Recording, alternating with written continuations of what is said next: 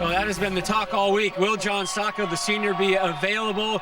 They were kind of coy about it all week, Chris. And Kirk, your partner, nailed it on the head last night. Stocco will not start today. He won't even dress. Instead, it will be Tyler Donovan making his first start since his senior year in high school. I talked with offensive coordinator Paul Christ a couple minutes ago, and he said, Rod, I basically knew since last weekend that it would be Donovan getting the start. Talked to Kirk Ferentz. I said, hey, when did you get a feeling who the quarterback would be? And he said, Rob, man, we got enough problems with our own team. I'm only worried about who my guys are. Whoever they throw at us is who they throw out at us. They hope Stocco will be back next week, guys. You know, the last couple of visits, Tony, to Iowa City have not been very fond memories for the Badgers. They've combined for 10 points, so that's not really good. You guys going to pick that game in just a second. That's the game right after us, minutes away from Wisconsin and Iowa. Stoney told you about the quarterback situation. John Stocco is out. Wisconsin's had horrible trouble in Iowa City. What about right now? Oh, I think Iowa. I like Iowa a lot, especially there. It's hard to say Iowa after they lose to Northwestern, but John Stocco being down in Iowa City, desperation. What's your urgency and redemption? Urgency and redemption. That's what Iowa has going for them. I like the Hawkeyes to upset Wisconsin.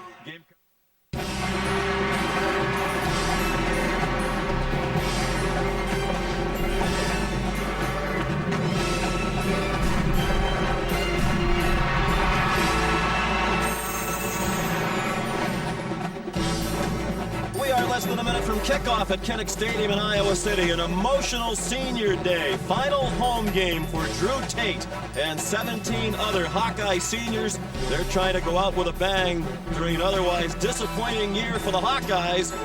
They play host to 16th ranked Wisconsin today. Our coverage presented by Cars.com. Sean McDonough with Chris Spielman and Rob Stone. Delighted to have you with us. 34 degrees and overcast as we approach kickoff. The Badgers 9-1. They can finish no worse than third in the Big Ten this year, but today, for the first time in 35 games, they'll play without starting quarterback John Stocco, out with a shoulder injury suffered last week against Penn State. The junior, Tyler Donovan, will make his first career start. Yeah, Tyler Donovan can do some damage with his legs, and I was watching him in pregame, Sean. He throws a nice ball.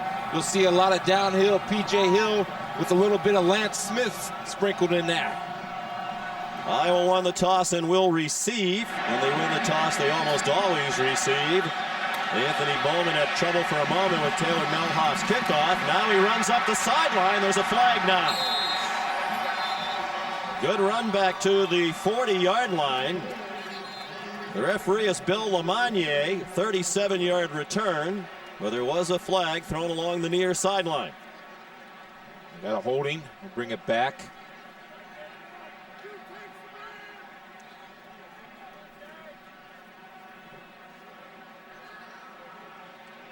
And that's the way it's gone all year for Kirk Ferentz and the Hawkeyes. 6-4 overall, just 2-4 in Big Ten play. You mentioned they like to get the ball first and go.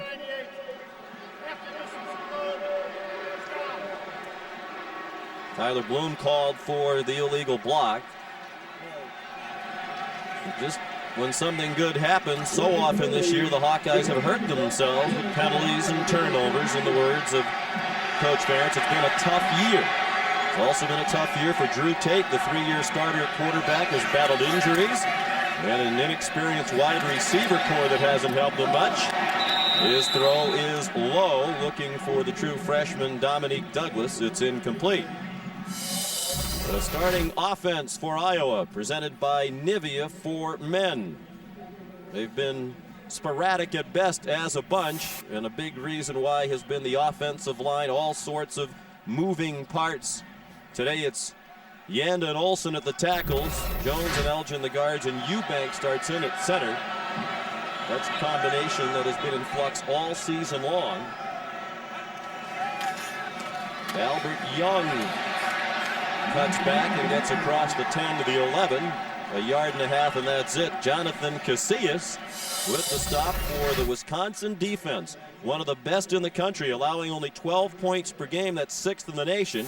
They're even better than that in pass defense, led by the outstanding secondary of Langford, Rogers, Stellmacher, and Ike Iguanu. Wisconsin is 3rd in the country in pass defense, giving up only 138.5 yards per game through the air. Third down and 9, Iowa.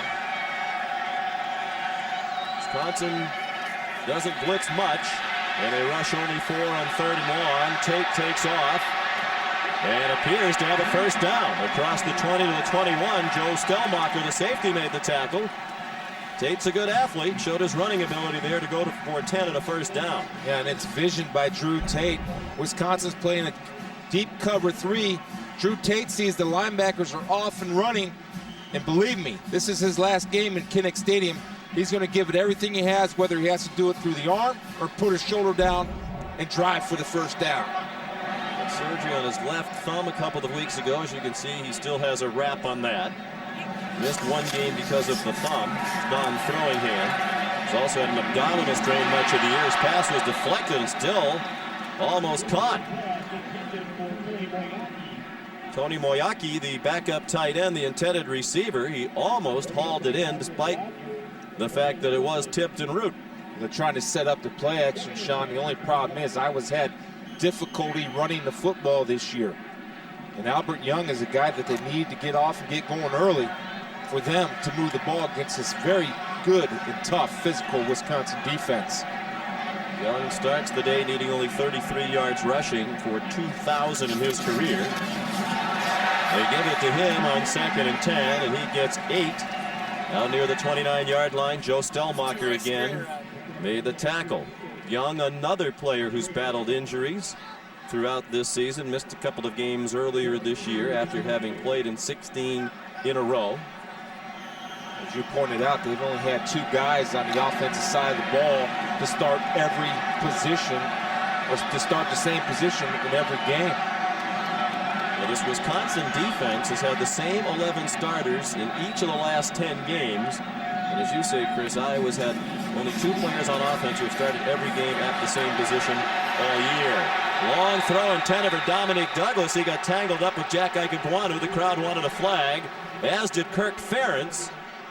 Well, there is no flag against Ikeguanu, who is certainly an all-Big Ten candidate at cornerback this year. Yeah, he's been playing outstanding, and the other side, Alan Langford has. But you see Ikeguanu right there doing a good job of looking and leaning. See how his head went back for that football?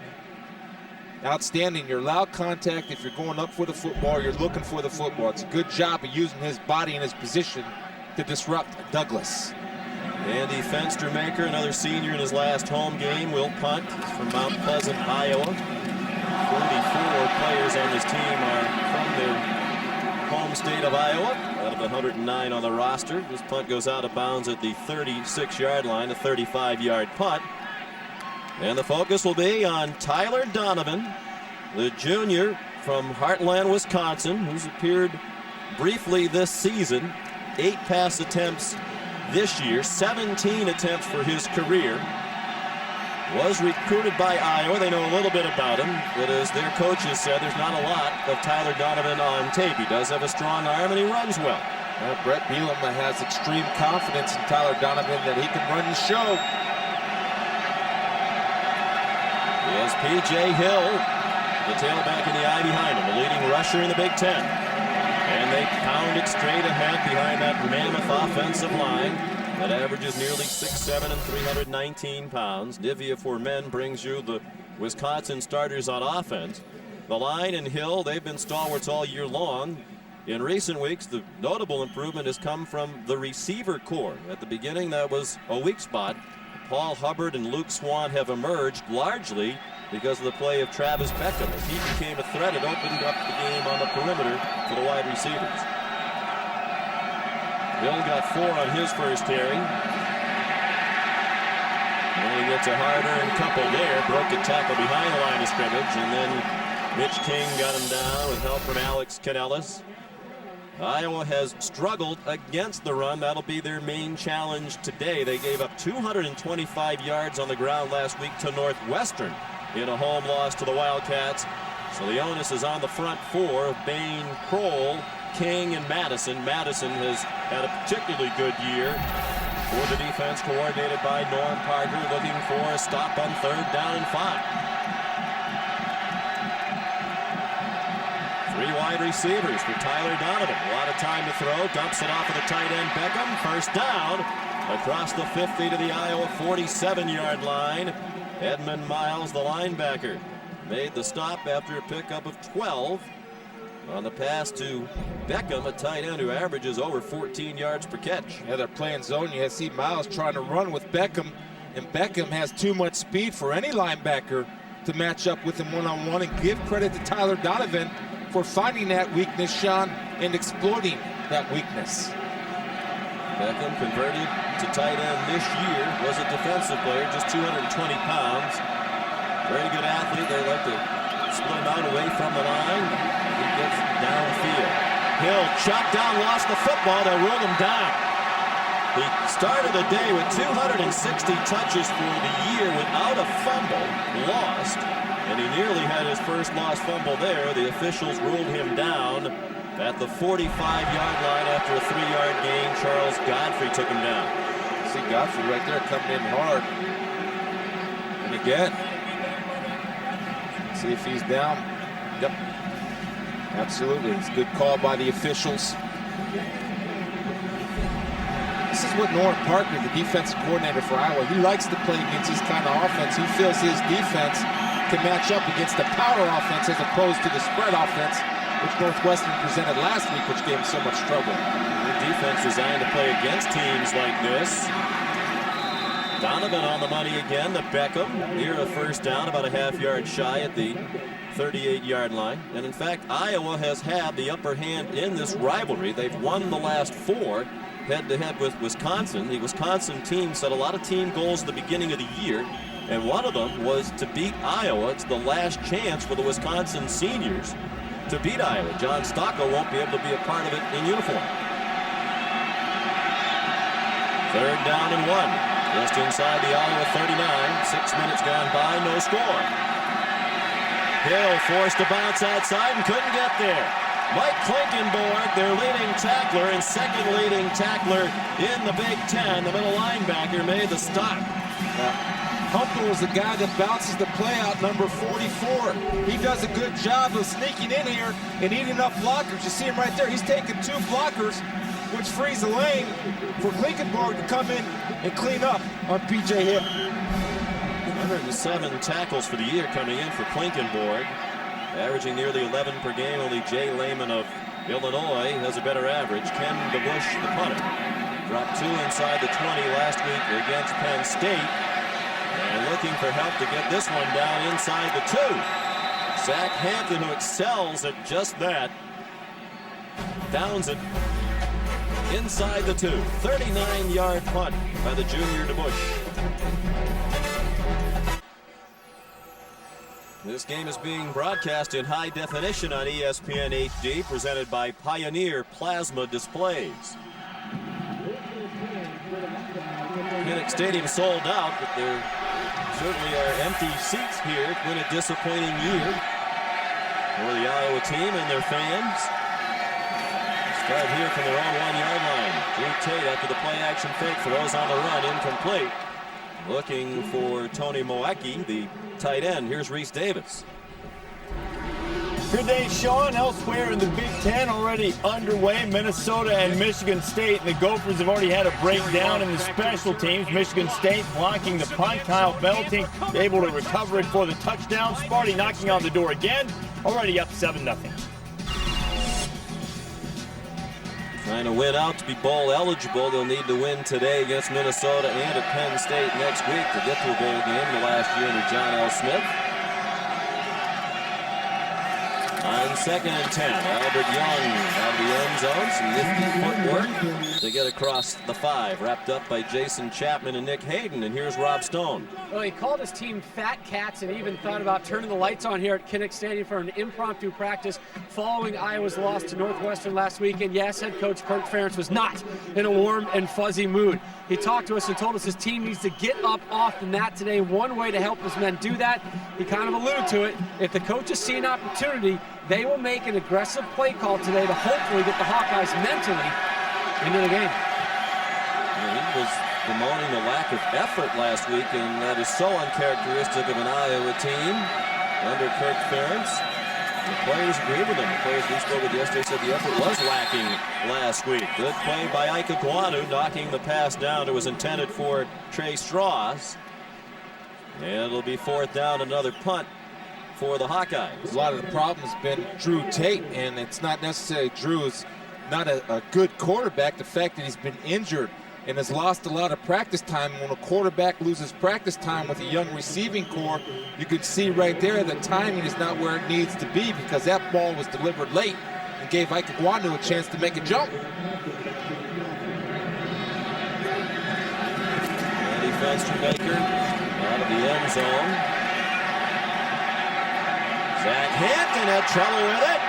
Still battling for the ball. It's a wrestling match, a tug of war at the 48-yard line. And it might be whoever's strongest is going to emerge with that ball. It's a big change, obviously, of field position where Wisconsin did a great job of dumping it in. It's a fight for it. And the Badgers have it. The fight continues now. The officials have signaled Wisconsin ball. But the Hawkeyes criticized for lack of effort last week, fighting beyond the whistle there to try to get the ball. Dan Olsted, the snapper, down there wrestling with Hampton for it. No score. We're in the first quarter in Iowa City.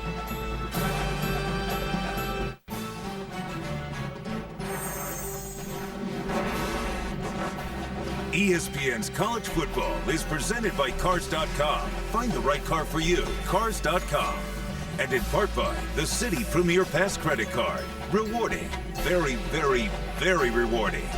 And the Braun 360 Complete. A look inside the University of Iowa College of Dentistry. 80% of the dentists in Iowa graduated from that school. They go through about 5,000 ceramic teeth per semester. I don't like watching that, Chris. Yeah. Put some teeth for a hockey game or some ex-linebackers. There you go. I'm told it's the only school in the country that offers all dental specialties. PJ Hill, the ball carrier, he'll rattle your teeth when you try to tackle him. It's a 4-yard gain. So what does that mean? They do teeth cleaning, teeth pulling, I don't like it. Orthodonture, that sort of thing. Oral surgery, anything you want to study in dentistry, you can do right here in Iowa. And they all stay home too. 80% of them. PJ Hill, the thing he does is I just love the way he runs and gets the extra yard, the yards after contact. 2nd and 6. Tyler Donovan looked poised and comfortable in his first series of quarterback as a starter. PJ Hill runs for a first down to the 34 of the Hawkeyes. Here's Rob. Well, Sean, I spoke with the Wisconsin medical staff just before kickoff about an update on John Stocco, and they said it's an AC joint sprain. Essentially, it's a separated shoulder. The motion is getting better. The strength is getting better. Essentially, though, it's really a pain management issue for him. I talked to John just before kickoff. He said the last couple of days it has been feeling better. He hopes to be back next week. They hope to be back next week. Offensive coordinator Paul Chryst hopes he'll be back next week. But he knew last weekend that Stocco would not be available today. Less than forthcoming with that information during the week, which certainly does not make them unique among coaching staffs in football when it comes to discussing injuries. PJ Hill, the ball carrier, Brian Madison took him down. We spoke with Brett Bielema on Wednesday. He said he felt fairly good, to use his phrase, about the chances of Stocco playing today, when apparently there wasn't any chance he was going to play today. This is their last league game. They finish out of the conference against the University of Buffalo.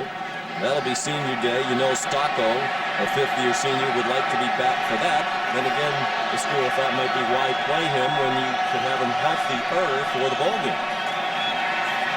Donovan, he can run. He had a big 20-yard run at the end of the game last week against Penn State to help seal the win after he replaced Stocco, who went out with the shoulder injury. The safety, Miguel Merrick, made the tackle. It's a gain of 18 for Donovan. It's a super call by offensive coordinator Paul Chryst. A called quarterback draw. You see the lineman down there getting in, harassing the face of the Hawkeyes, and that's what Tyler Donovan can bring to the table. He's thrown the ball well today, put his strength right there, and where his comfort level is, and where it is with Paul Chryst is in his legs. There's Paul Chryst. On the right side of that picture. Second year as the offensive coordinator. They set the school record for points last year. They're averaging 30.5 per game this year. Donovan run down this time by Edmund Miles. Good help from the safety Marcus Pascal.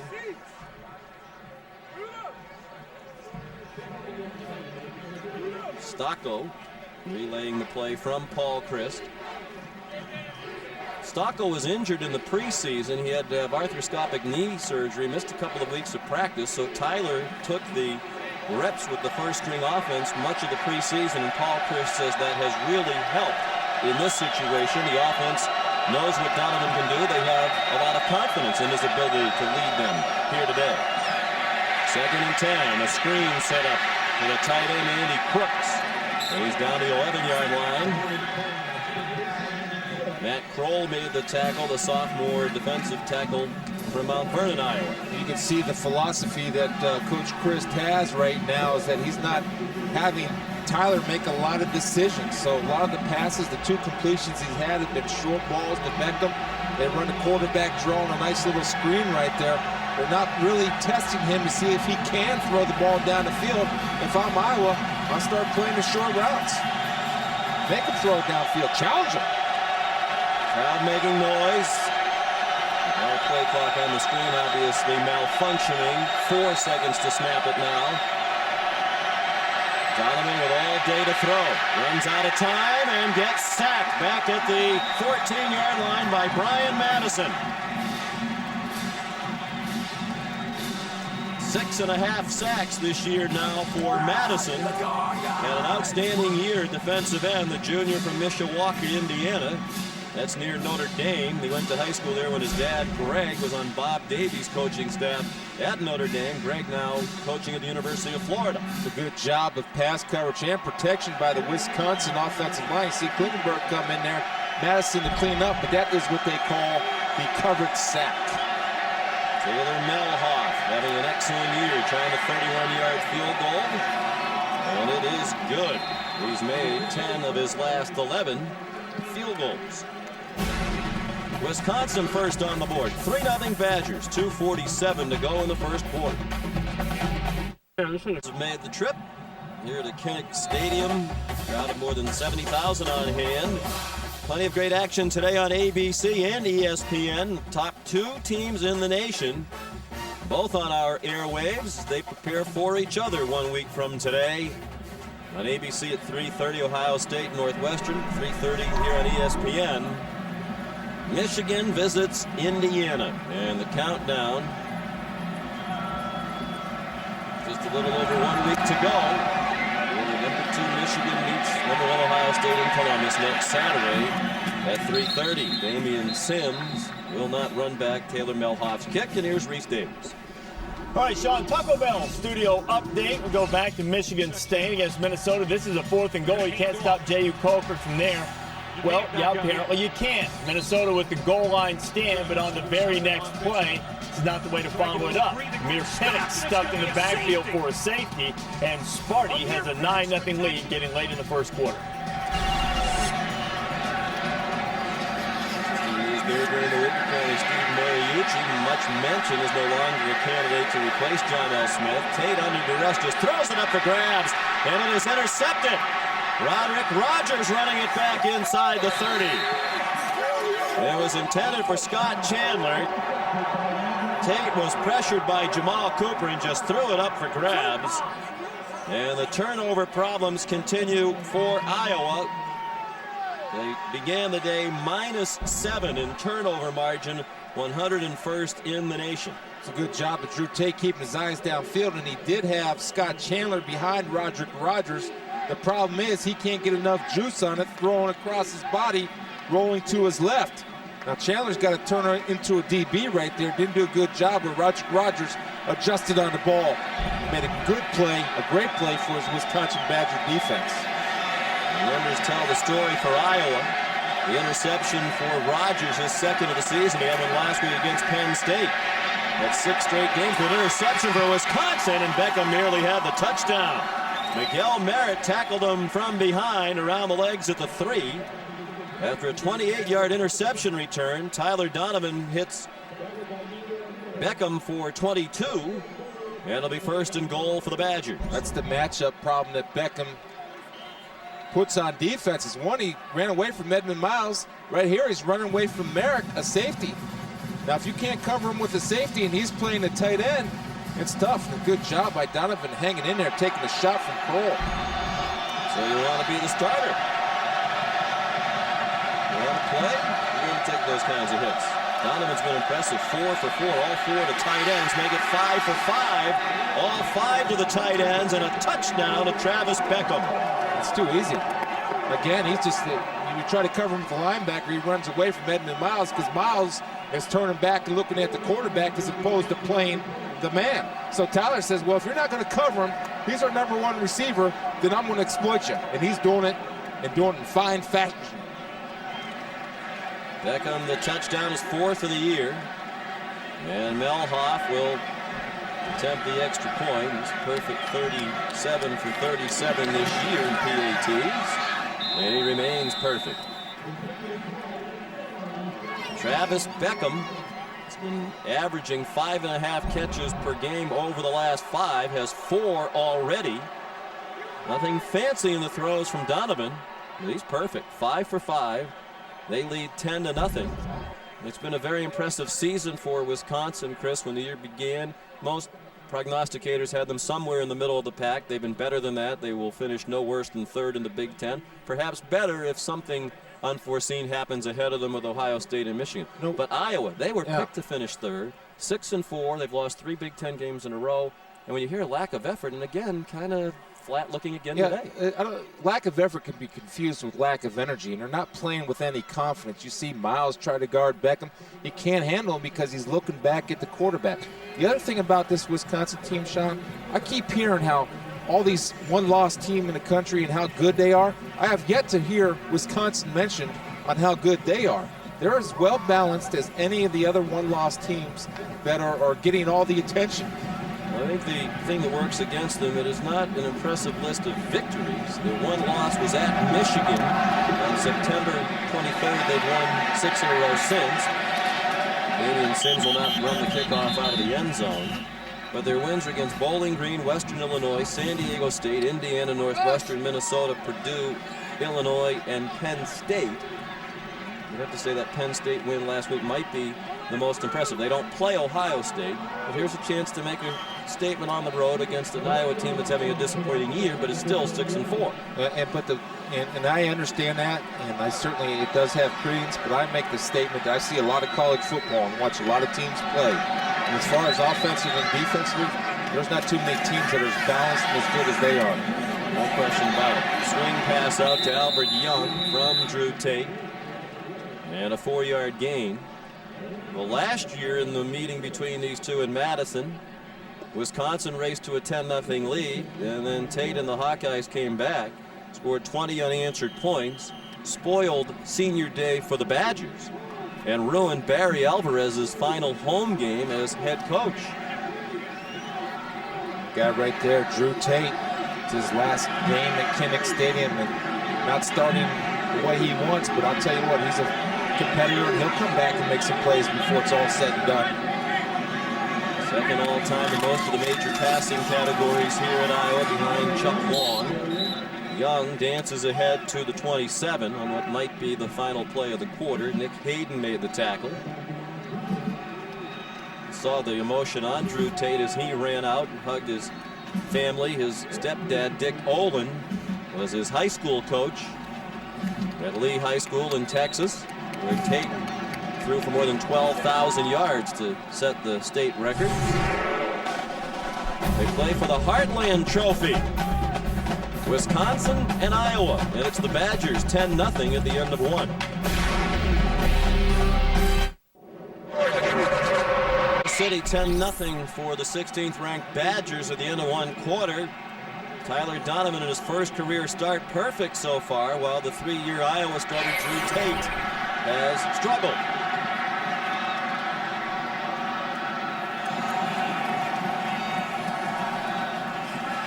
On third down and a long 3, Tate struggles continue, looking for Albert Young. It was incomplete. And the Iowa offense starting to hear some boos from the usually very supportive faithful here at Kinnick Stadium. If they're not executing, you can see just the timing's off right there. They had Albert Young trying to get some type of matchup against Stelmacher, the running back, out against the safety. He was open, but again, the timing and accuracy of Drew Tate is off just a tad. If we don't have a true wide receiver, you can see why that can happen.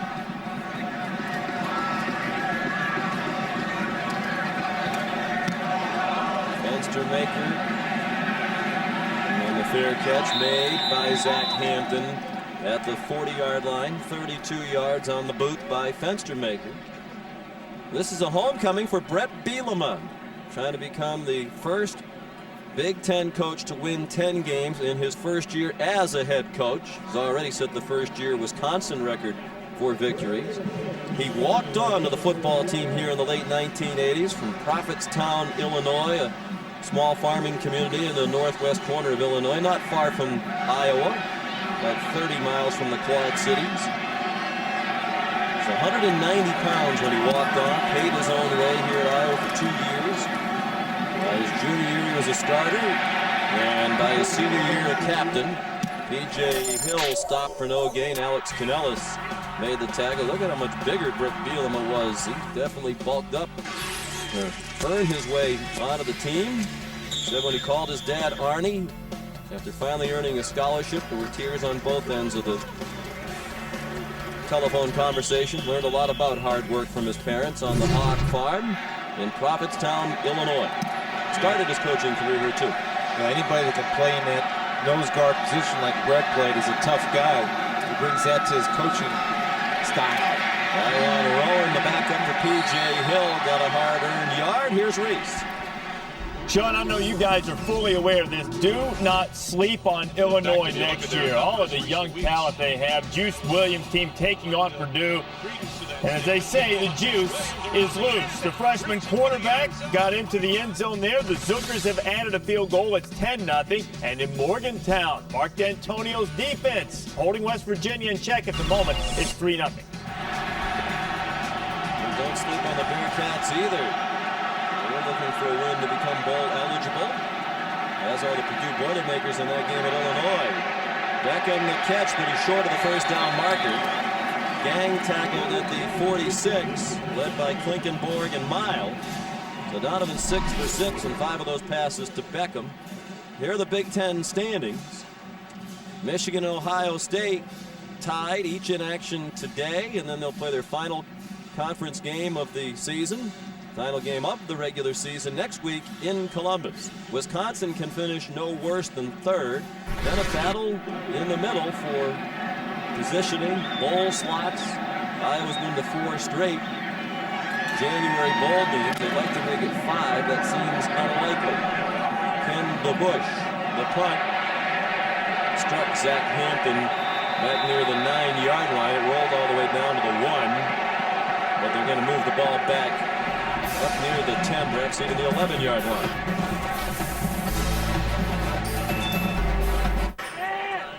And here it's Saturday morning football local time. The kickoff just after 11 a.m. Perhaps the Iowa offense still a little sleepy. 3 punts, an interception thrown by Tate. A dreadful field position. Nifty run by Damian Sims. Still twisting and turning out to the 23 and a first down. Just the second first down of the ball game for Iowa. 5 possessions have begun either at the 20, their own 20, or worse. Milwaukee does a good job of sealing off the pursuit from the backside. Big Zoo, Mark Zalewski had him in the huddle, but Damian gives you a little more shake and bake than Albert Young. Ben Strickland did a good job of going to his knees, but hanging on. He's actually the leading rusher for the year due to the injuries to Young. He missed a couple of games. Flag down, Tate down, just across the line of scrimmage in the arms of Matt Shaughnessy and Jason Chapman. And a holding call against the Hawkeyes. Sean, it started out the kickoff return where they had a great return to start the football game. A penalty set them back here, and here they, after one good offensive play, another penalty is going to send them back. Holding 54 offense, 10 yards previous spot, still first down. Mike Elgin the senior who's played center and guard, part of that offensive line in flux. He started 6 games at guard this year, 4 at center. Very cerebral player. 3.9 plus grade point average in mechanical engineering. The semifinals for the Draddy Award, which is known as the Academic Heisman in college football, given out by the National Football Foundation.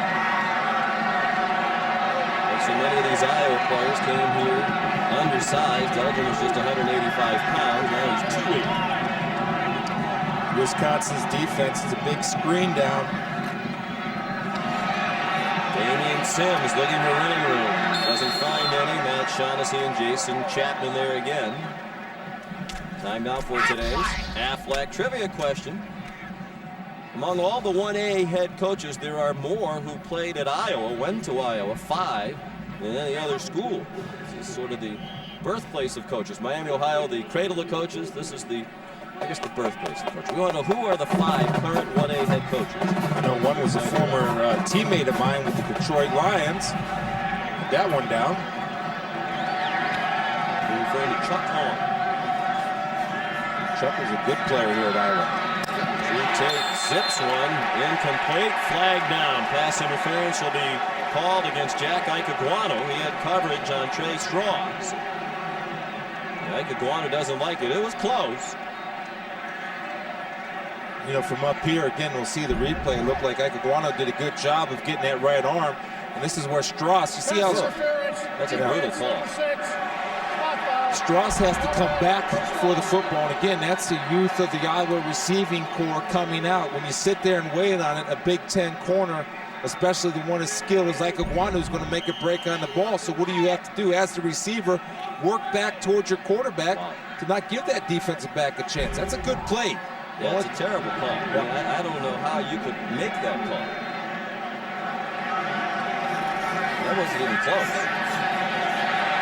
Tate into traffic, broken up by Roderick Rogers in time for the 6'7" tight end Scott Chandler. He wanted a flank. Here's Reese. All right, Sean, Cincinnati won its last trip to Mountaineer Field 2003, 15-13, and D'Antonio's team had a field goal lead, but Pat White takes care of that on ESPN2, at least for the moment. 7-3, the number 10 team in the land on top. I know our friend and colleague Mike Gottfried not working that telecast in his ordinary spot this week. Mike had a medical procedure done this week. Happy to know he's feeling well. Be back real soon, but all of us want to send our best to one of the finest men we know, Mike Gottfried. We're certainly thinking of him. Damian Sims, the ball carrier, and Mark Zalewski made the tackle. After a gain of a couple, it'll be 3rd down and 8. That's the type of situation, if you're Iowa, you want to stay out of these 3rd and longs. The problem is, and I'm a believer of this, and I believe Kirk Ferentz is a believer of this. One of the reasons why I was suffering on the ground, because they haven't been able to throw the ball consistently. They haven't thrown it consistently today, which is tough sledding on the ground. You got to throw it to run it. There's Ken O'Keefe, the offensive coordinator, try to get something going. Well, he said Wisconsin doesn't blitz much, but they do blitz a lot on 3rd down and long. So let's see if they'll blitz on 3rd and 8. Nope, they rush 4. Tate throws, has a man open. It's the tight end, Scott Chandler. Look at him fight all the way down to the 10-yard line.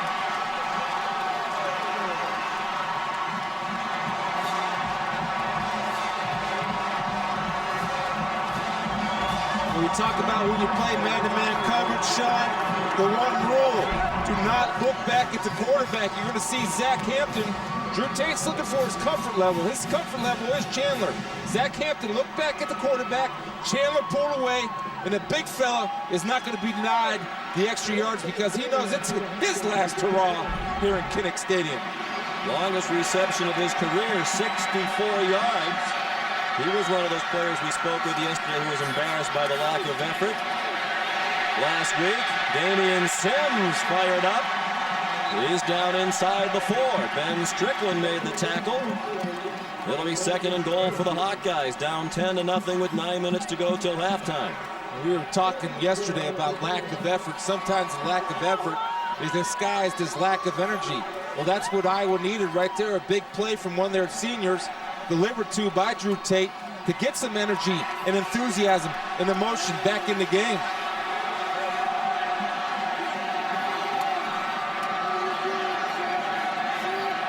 Tate might be changing the play as Damian Sims, the tailback,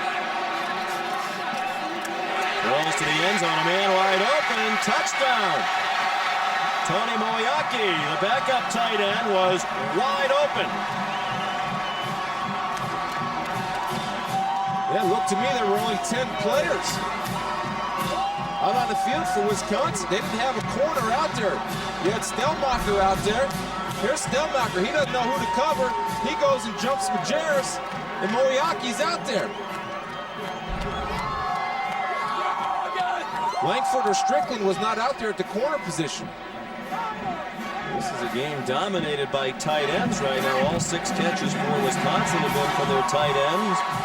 Chandler, the long ball from Tate to set up Moyaki. Moyaki with the 3rd score of his sophomore season. 10-7, Badgers. The Hawkeyes on the board, their longest play of the season, a 64-yard pass. Drew Tate to Scott Chandler set up the score, capping an 88-yard drive. Moyaki the touchdown. They'll run down and cover the kickoff. Austin Signor, freshman walk-on from Urbandale, Iowa, into the end zone, and Jarvis Minton takes a knee. Well, some confusion, uncharacteristically so, on the Wisconsin defense on the touchdown play. Yeah, let's take a look. There's Stellmacher pointing out somebody's got to take him if I'm taking him, and that guy has to be either this guy or this guy. Watch what happens. Stellmacher now is forced to try to cover 2 because there's confusion between the inside linebacker and the outside linebacker. Drew Tate, great recognition, saw Stellmacher jump the inside guy, Majerus throws it out to Moyaki for 6. The defense conferring. Just the 4th touchdown pass they've given up all year. Wisconsin has given up the fewest touchdown passes against them all season long of any team in the country. Movement by the wide receiver, Xavier Harris, the true freshman, flinched before the snap. Again, these are the little things that was... Ball start, number 2 on the offense. 5-yard penalty. No first down. That Iowa needs, to get their energy back. Effort and energy go together.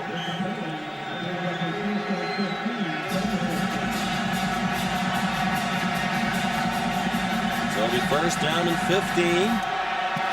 And the crowd involved in it now. P.J. Hill, the lone back. Donovan started for the injured John Stocco. Hill is down. Mitch King, the primary hit. Here's Reese. Another team that probably hasn't had enough credit for what they've accomplished this year, Georgia Tech. 2nd and 16. Donovan, design quarterback draw. Nicely played by Edmund Miles, the outside linebacker, senior in his last home game out of Tallahassee, Florida. Again, until Wisconsin proves to me that they're going to throw the ball down the field, and you can play a zone where you have your corners and safeties up until you're threatened. They have yet to threaten the ball down the field to either Hubbard or Swan, their wide receivers. Anytime they've gone down the field whatsoever, it's all been to Beckham.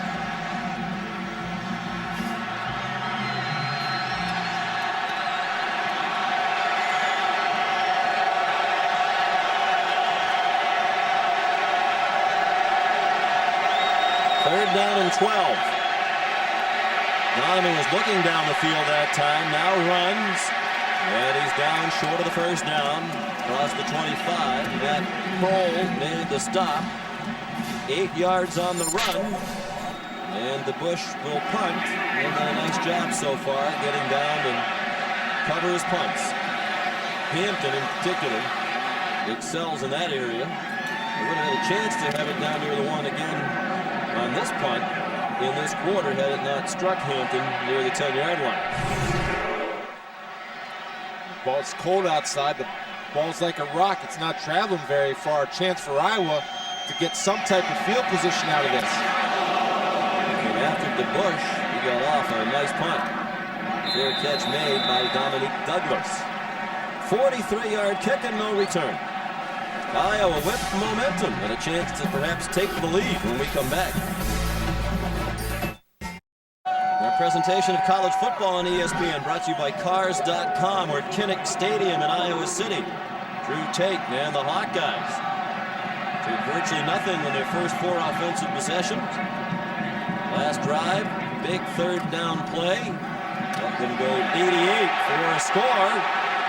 Here's Damian Sims busting free into Wisconsin territory and down at the 40-yard line. Jack Ikeguano able to pull him down to the ground. It's a pickup of 30. Yeah, he gets a great lead block by Bush, his fullback. Take a look at Bush coming in, adjusting, knocking Zalewski out of there, and Damian Sims patient and speed. Big yard, almost broke out of there from Ikeguano. He's got a little more burst and giddy up than Albert Young. Albert Young's more the power guy. Good block by Bush, clearing away. O'Keefe, the offensive coordinator, said we can be explosive at times, but it's been sporadic. They've had a couple of explosive plays here in the first half. Andy Brodell, the catch at the 28, good for 11 and another first down. Drew Tate made a big mistake early in the game, just lofted one up for grabs like a punt. Roderick Rogers picked it off right at back 28. 2 plays later, a touchdown. Tyler Donovan to Travis Beckham. It was 10-0 Wisconsin, but then some confusion. Badger defense. Tony Mayaki left all alone. Touchdown Iowa after a 64-yard completion to Scott Chandler got them in scoring range. Iowa with the edge in offense so far. Sims 2 to the 26, taken down there by Jamal Cooper. We should point out that the Wisconsin defense playing today without Alan Langford, their sophomore cornerback who's had an excellent year, apparently suffered an ankle injury during the week in practice, is not dressed. Again, Wisconsin chose not to share that injury information as well. Here's Langford. He's had an outstanding year along with his running mate, Ikeguano. Big part of the defensive success of Wisconsin has been their secondary. And Strickland has been playing corner in the absence of Langford. Albert Young back in there, first down inside the 15 and shoved out at the 11 by Roderick Rogers. 15 yards for Young, and this Hawkeye offense getting it in big chunks. Here's Rob Stone. Well, Sean, that injury to Langford happened at Tuesday's practice. They thought he was going to be able to go today. They called it a game-time decision. They had him running around working it out. Obviously, no dice. He's not even dressed up. Brett Bielema addressing his defense after that last Iowa touchdown, came over barking at him, saying, one play is going to decide this game, guys, and you guys took a nap on that play. Bielema, the defensive coordinator for the last 2 years at Wisconsin under Barry Alvarez before becoming the head coach. Albert Young again. Down to the 8. Here's Reese. Matt White continues to impress, Sean. He's moved up on my Heisman list. Dual threat. 2nd and 7 from the 8. They could get a first down near the 1. Albert Young out of the backfield, lunges inside the 3. Joe Stelmacher saved the touchdown. Young's rushing numbers are down this year, in part due to injury, in part because it's a lot harder for them to run the ball this year with the difficulties they've had in the pass game, teams loading up against the run, but it is a career high in receptions this year for Albert Young. Right, you see, they tried that play earlier on a 3rd down where Stelmacher was all over it. That time, the timing was a little bit better, and plus Drew Tate was rolling to his right. He's able to deliver a catchable, runnable ball to Albert Young. 3rd and 2 for the first down, 3 for the go-ahead touchdown. Tate trying to throw for the touchdown, has it. Tom Bush, the fullback.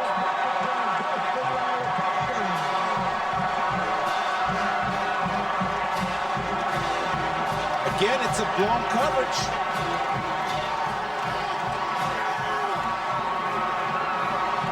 Stelmacher's looking at his linebacker. It's supposed to be a me-you coverage, meaning you take one and I'll take one. Stelmacher's on Chandler, but nobody's on Bush. You see right there, this is pitch and catch right there. Chandler is kind of blocking or picking out Stelmacher. Delmarco was looking for Casillas and saying, where you at, buddy? I need you. First touchdown of the season for the fullback Bush, his 6th catch of the year. And Iowa has the lead. The extra point good by Kyle Schlicker. It's 14-10 Hawkeyes. What's so remarkable about the university? Tom Bush with the touchdown. Just his 3rd receiving touchdown of his career. Senior from Cottage Grove, Minnesota. Boston Signals kickoff, returned across the field by Jarvis Minton. Out to the 27. Here's Reese Davis. All right, Sean, coming up on the Pontiac Performance Halftime Report, Lou Holtz and Mark May will join me. Auburn in a rivalry game and a must-win game if the Tigers want to stay in that one-loss team consideration for the BCS title game. We'll also see who has the bigger trap danger today, Michigan or Ohio State. And Tiger Woods, that streak in a little bit of jeopardy. We'll get you up to date. Coming up at halftime, Sean. See you in a bit. All right, Reese, we look forward to it. 1st and 10, Wisconsin. Perhaps a little more pressure on the first-time starter Tyler Donovan. His team now behind. He zips a nice ball to Paul Hubbard out at the 35-yard line. Donovan still perfect, now 7 for 7, but that's his first completion to a wide receiver. Charles Godfrey the stop, and a gain of 9.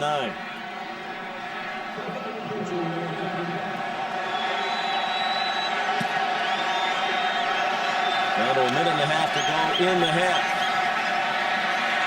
Donovan tripped up with his own feet tangled as he went to the 40. It is a first down. They have all 3 timeouts left.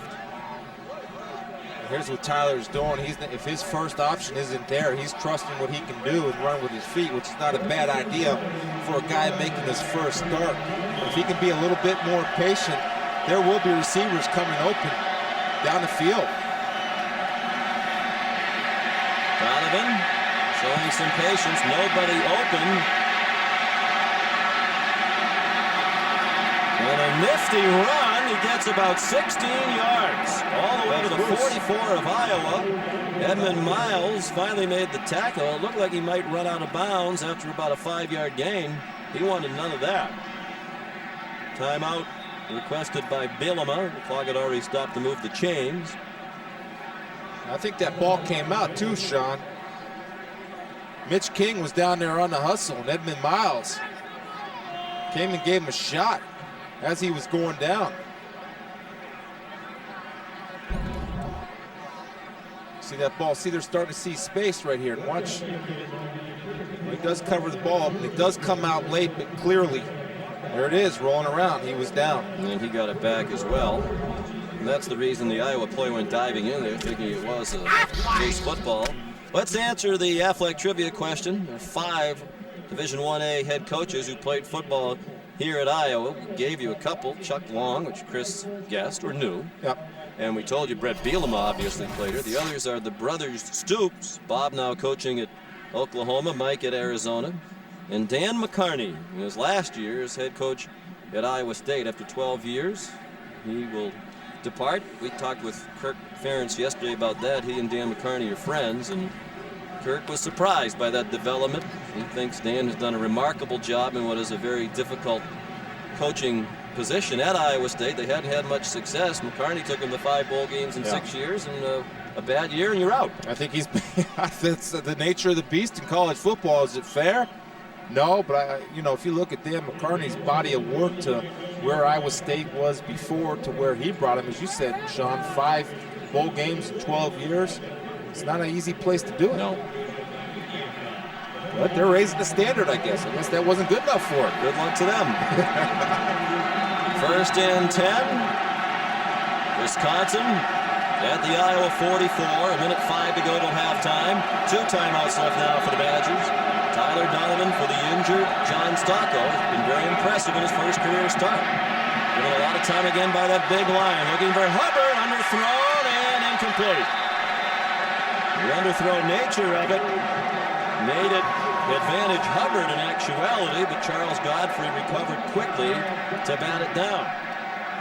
You mentioned it, Sean. He did recover quickly, and that's an excellent play by Godfrey because that's tough to defend. As a corner, you're running full speed. It's easy for the receiver to come back. Sometimes it's more difficult, especially if the corner's on the upfield shoulder. And Godfrey did a good job of exchanging his direction and knocking the ball out of there against the bigger man in Hubbard. 2nd and 10, 57 seconds to go till halftime.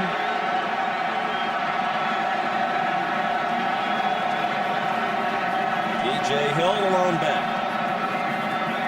4-man rush. Donovan flushed and tackled after a gain of 2.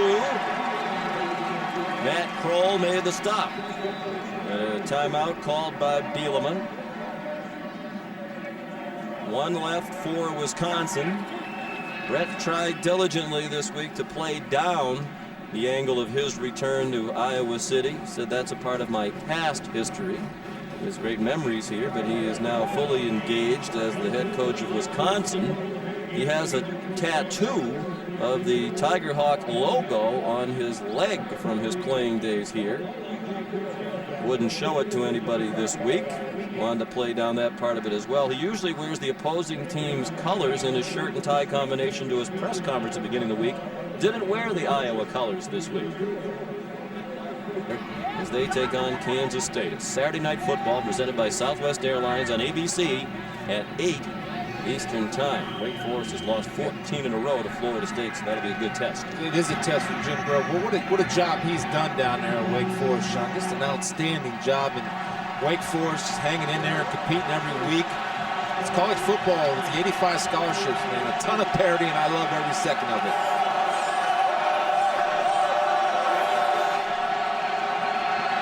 Third down and 8. Donovan again with a lot of time. Looking deep, and it is caught inside the 5. Touchdown, Luke Swan.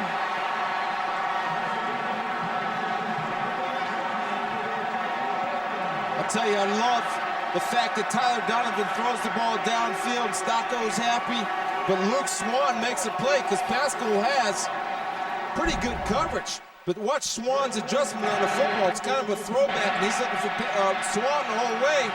Trusting the receiver, Swan does a good job of working underneath Pascal, boxing him out like a basketball player, and making a play for his quarterback and his Badgers. Luke Swan, we mentioned at the top of the telecast, Bielema talking about the improvement of the wide receivers being a big key for Wisconsin. Swan in particular didn't have a career catch prior to this year. He's at 25 this year and now 4 touchdowns. The extra point by Melhoff makes it 17-14 in favor of Wisconsin. And this brings back memories to a week ago. Brett Bielema in the final 30 seconds of the first half against Penn State with his team kicking off, instructed his team to intentionally go offside. Of course, this year the clock starts when the kicker kicks the ball. So they had great coverage down there. Joe Paterno didn't like it when it happened the second time, but it's a bad rule that Bielema exploited to his favor. He said, hey, I'm paid to win games and graduate student athletes, and that's going to help me take 19 seconds off the clock. I'm going to do it. Yeah, and I agree with you.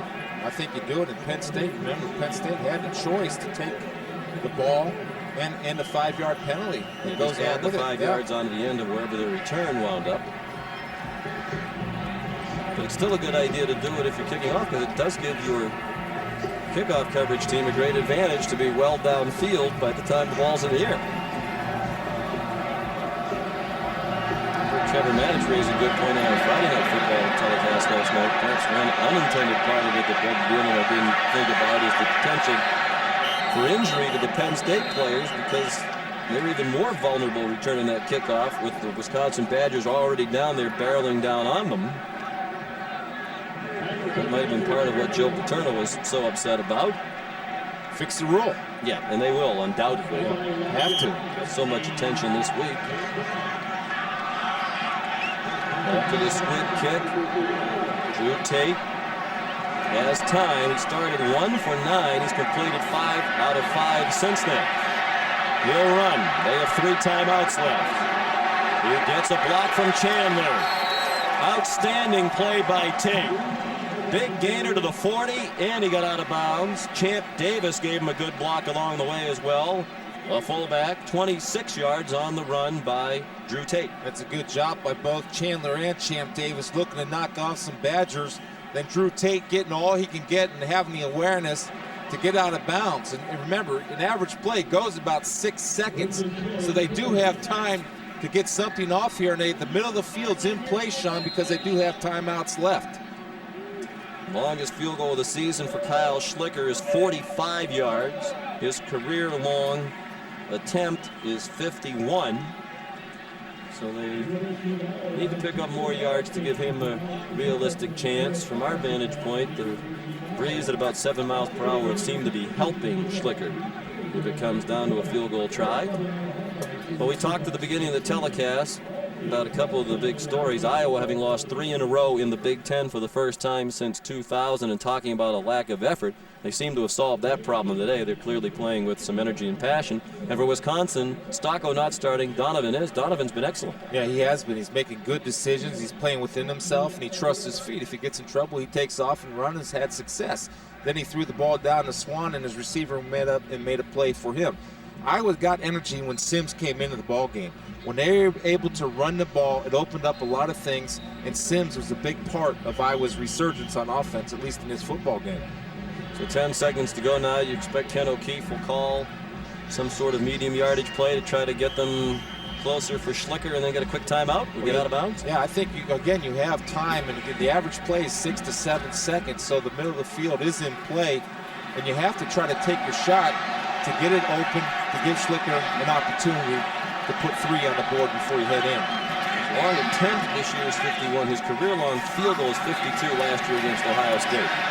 Tate zips one, and it is incomplete. Joe Stellmacher thought he had picked it off. The officials say no.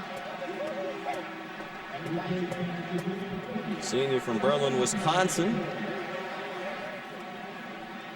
To me, I'm a little confused when you have 3 guys in one spot. It looks like Chandler's trying to throw a pick, but normally you don't have 3 guys out at the numbers right there.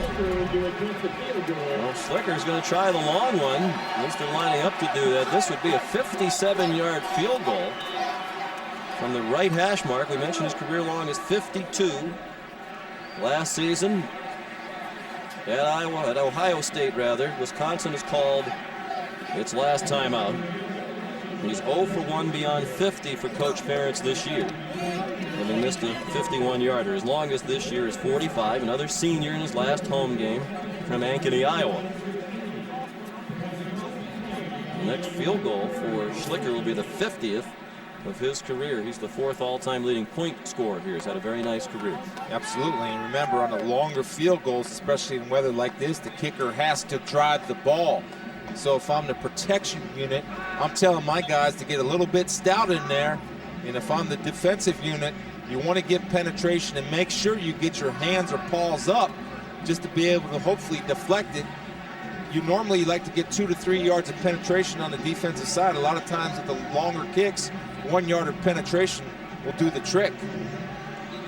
See the flags at the top of the stadium indicating the wind would be helping him. Down on the field, doesn't seem to be much wind.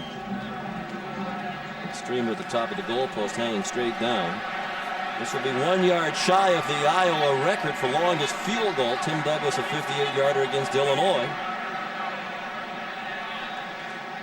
Wisconsin has a man back deep, and that kick is not long enough. Line drive that comes up a little bit short to end the half. Entertaining first half in the battle for the Heartland Trophy. And Wisconsin runs off with a 3-point lead. Remember, first-time starter Tyler Donovan, 8 out of 9 in the first half for 103 yards and 2 touchdowns. Travis Beckham had 5 receptions. Here's Rob. Guys, what do you need to tell Tyler Donovan to continue his success in the second half? Well, the great thing about Tyler, he's a great competitor. He's got ability to throw the football as well as run it, as you've seen in the first half. We just need to keep our composure. We had one play, get out. We had a call that kind of cost us a certain situation. We had 2nd and 17, and we got a pass interference, change the momentum of the game. So we got to get back on our sidelines and do what we do best. With your history last week at the end of the first half on the kicking options, 39 seconds left today in the first half, what was your thought process on doing this? we were going into the wind, and we thought we'd be able to squib it. We wanted to hit a squib a little bit further than we did, but then they had that big scramble. And, I thought we had a pick over there, but we're just happy to get out of there. We'll go in there and regroup. We finish things here. Appreciate your time, Coach. Thank you. There's reason to be agitated. That bad pass interference call was a factor. 17-14, Badgers at the break. Here's Reese. Sun is out now in Iowa City as we head to the second half. Our ESPN college football presentation brought to you by Cars.com. Tyler Donovan, first career start, quarterback for Wisconsin. He was impressive in the first half. Threw for 103 and 2 touchdowns. His 49 rush yards also make him Wisconsin's leading rusher. And Chris, the Badgers some problems in goal line defense and pass coverage. Yeah, both times they had a coverage where guys left wide open down there in that close area. You've got to communicate. There was a breakdown in communication, and Drew Tate exploited the breakdown. Wisconsin will get the ball first to begin the second half. Austin Signor kicks off.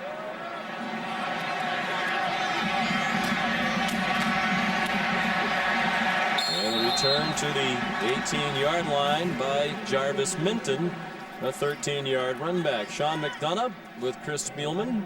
Tyler Donovan, very impressive in his first start. Oh, it's outstanding. I don't think you can ask for a better half, and I like what he's done. They went to the comfort level in Beckham.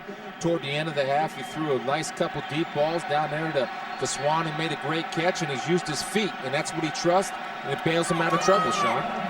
And we've been doing it without much from the running game. P.J. Hill, the leading rusher in the Big Ten, who's averaging 137 yards per game on the ground, has just 21 yards on 9 carries. Let's see if they try to establish him here early in the second half.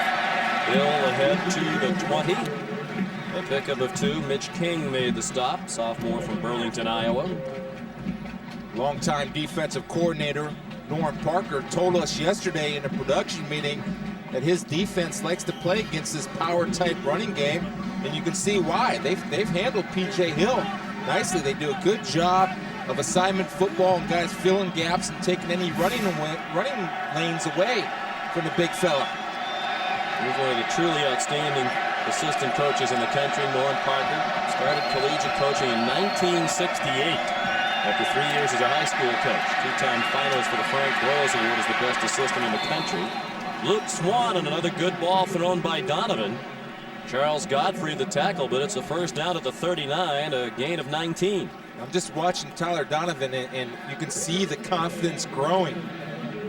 And I love it. He's got a swagger. And when you have that swagger and that confidence, and he always has his feet to go back to, but when you can throw darts like that, he's not going to need his feet.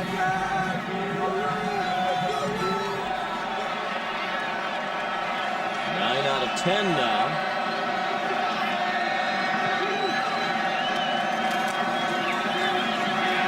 Here's Hill, nice cutback through a big hole. He has 9. Here's Rob Stone.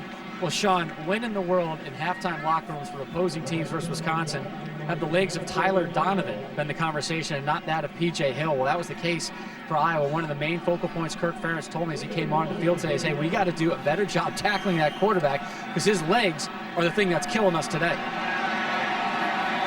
Here's their leading rusher. 2 minutes into the second half. Wisconsin leads 17-14. They led 10-0. Then trailed 14-10, but scored in the final minute of the half to reclaim the lead. Hill has the first down into Iowa territory at the 48. Brian Madison made the tackle. Just if you're Iowa's defensive front, the one thing you have to do, and we talked about, is being gap sound, because if you study film and you watch Big PJ run, a lot of his yards come on cutback. You can see that by his shoulders.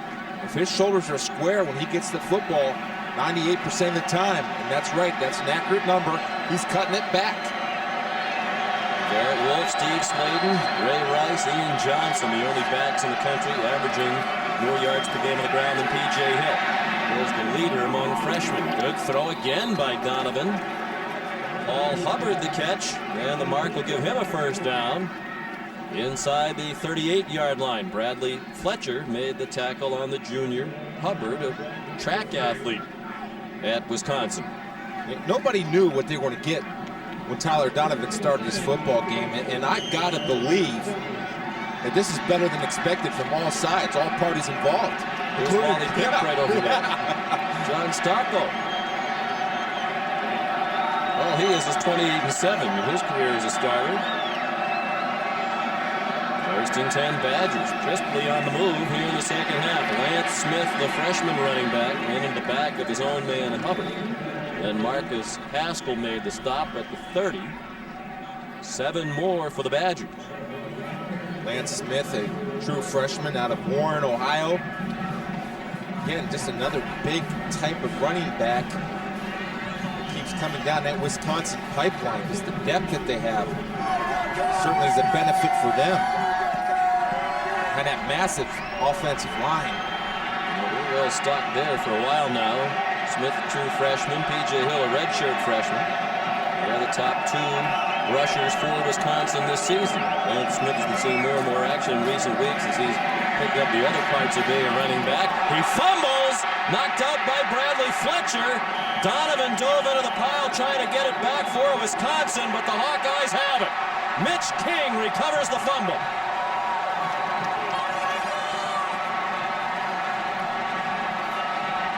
We talked about P.J. Hill had over 60-some carries without a fumble.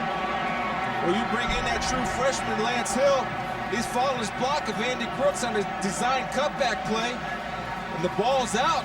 And it's the effort of the front 4. Mitch King leading the way of Iowa. Running to the ball, making a play. It's a good hit. Helmet on the ball by Fletcher. Popped it out of there. A nice drive by Wisconsin ends in the turnover at the 33-yard line. Drew Tate comes out slinging and a nice catch. And then it came loose from Dominique Douglas. He was frustrated, thought he had made an acrobatic catch and a ball thrown behind him. But it squirted loose. Jack Ikeguanu in coverage. A guy that has a bright future is Dominique Douglas out of Detroit, Michigan. Another true freshman has really, Sean, developed into probably the most consistent wide receiver for the Hawkeyes, which has been a very inconsistent position for them throughout the whole year. They had an inexperienced group coming back, then they lost to senior Calvin Davis to injury. Made it even a younger group. Douglas, their leading receiver for the year, does not have a catch today. Andy Brodell, the reception at the 41-yard line, about 2 yards short of the first down.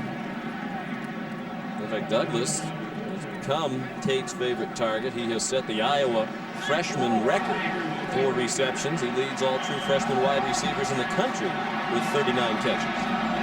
Just keeps continuing to grow, and I like the offensive game plan so far from Iowa. Ken O'Keefe and Kirk Ferentz coming out, and they're working one side of the field at 3 levels, short, mid-range, and deep. And let Drew Tate read and pick his option.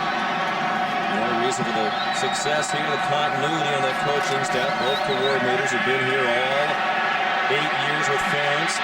Tate dragged down. Where are they going to mark it? Back at the 41-yard line where Ikeguanu wanted the ball to be spotted. Ikeguanu played that very well. He was the only defender out there. Tate went to the pump fake to try to get rid of Ikeguanu, but Jack held his ground. See right there, this is a good job to see if Drew Tate's knee does go down. I'll tell you, I think that is a challenge call right there. You can challenge the spot of the ball unless they blew him down, which didn't sound like they did.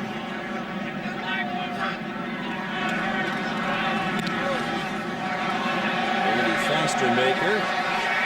And a fair catch made by Zach Hampton near the 16-yard line. 43-yard punt.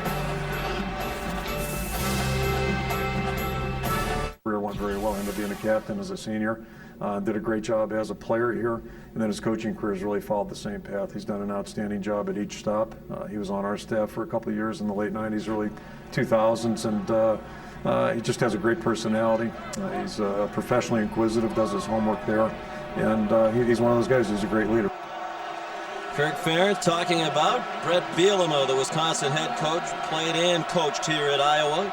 Started his coaching career as a graduate assistant under Hayden Fry, then elevated to linebackers coach, and when Kirk Ferentz took over for the legendary Coach Fry, he kept Brett Bielema, one of only 2 assistants. Ferentz retained Tyler Donovan on 1st and 10 from the 16-yard line. All day to throw, and a bad pass. High and behind Luke Swan with Bradley Fletcher in coverage. Just the second incomplete pass in 12 tries from Donovan today. Well, I like the process of going through his route options right there. He was looking for Beckham on the corner route. Godfrey did a good job of falling back onto him, and he at least has the patience to come back to Swan. The leading tackler, Mike Klinkenborg, is injured on the play. We spoke with Norm Parker yesterday, said we cannot afford any more injuries. Already without Kenny Webema, their best defensive lineman, had shoulder surgery. He's done for the year. Klinkenborg, 7th leading tackler in the country, 2nd in the Big Ten. Next Key at middle linebacker. Yeah, he's next to Jay Lehman, who last week had a career game versus Ohio State with 19 tackles. Norm Parker says it's so hard to improve and, as he said, grow the defense week to week, build on accomplishments when guys can't practice and they can't play, and you have new people in and out of the lineup, and that's what they've had to deal with here all year long. Zach Gableman has come in for Klinkenborg. Ordinarily, he's a special teams player. Doesn't see much action at linebacker. 2nd down and 10. P.J. Hill, the running back. Donovan faked it to him, avoided the rush. Dumped it for Travis Beckham, who spins across the 20. About 6 yards short of the first down. Here's Reeves. All right, Sean, I want to update you on was just picked off his 3rd pass of the second half to set the Dogs up again. Wow. Georgia's lost 4 of his last 5 after a 5-0 start. Donovan on 3rd down. His pass is batted down by Brian Madison. It's good field awareness by Brian Madison. Kind of pulling off of his rush and getting the big balls in the air to knock her down. Because I got news for you, Andy Crooks would have had the first down. It's well set up. You see Crooks sneaking in for the screen pass. Madison getting in the throwing lane, pulling off of his rush, and getting the hands up. Great job by Madison. Not a bad vertical for a D lineman either. A little get up there. Coach Ferrett says Madison reminds me of Aaron Campman, a young man who really improved over the course of his career at Iowa and become a standout in the NFL now with the Packers. Not a great boot by DeBush, but he got a nice bounce. Out of bounds at the 47-yard line. Even with the bounce, just a 33-yard punt.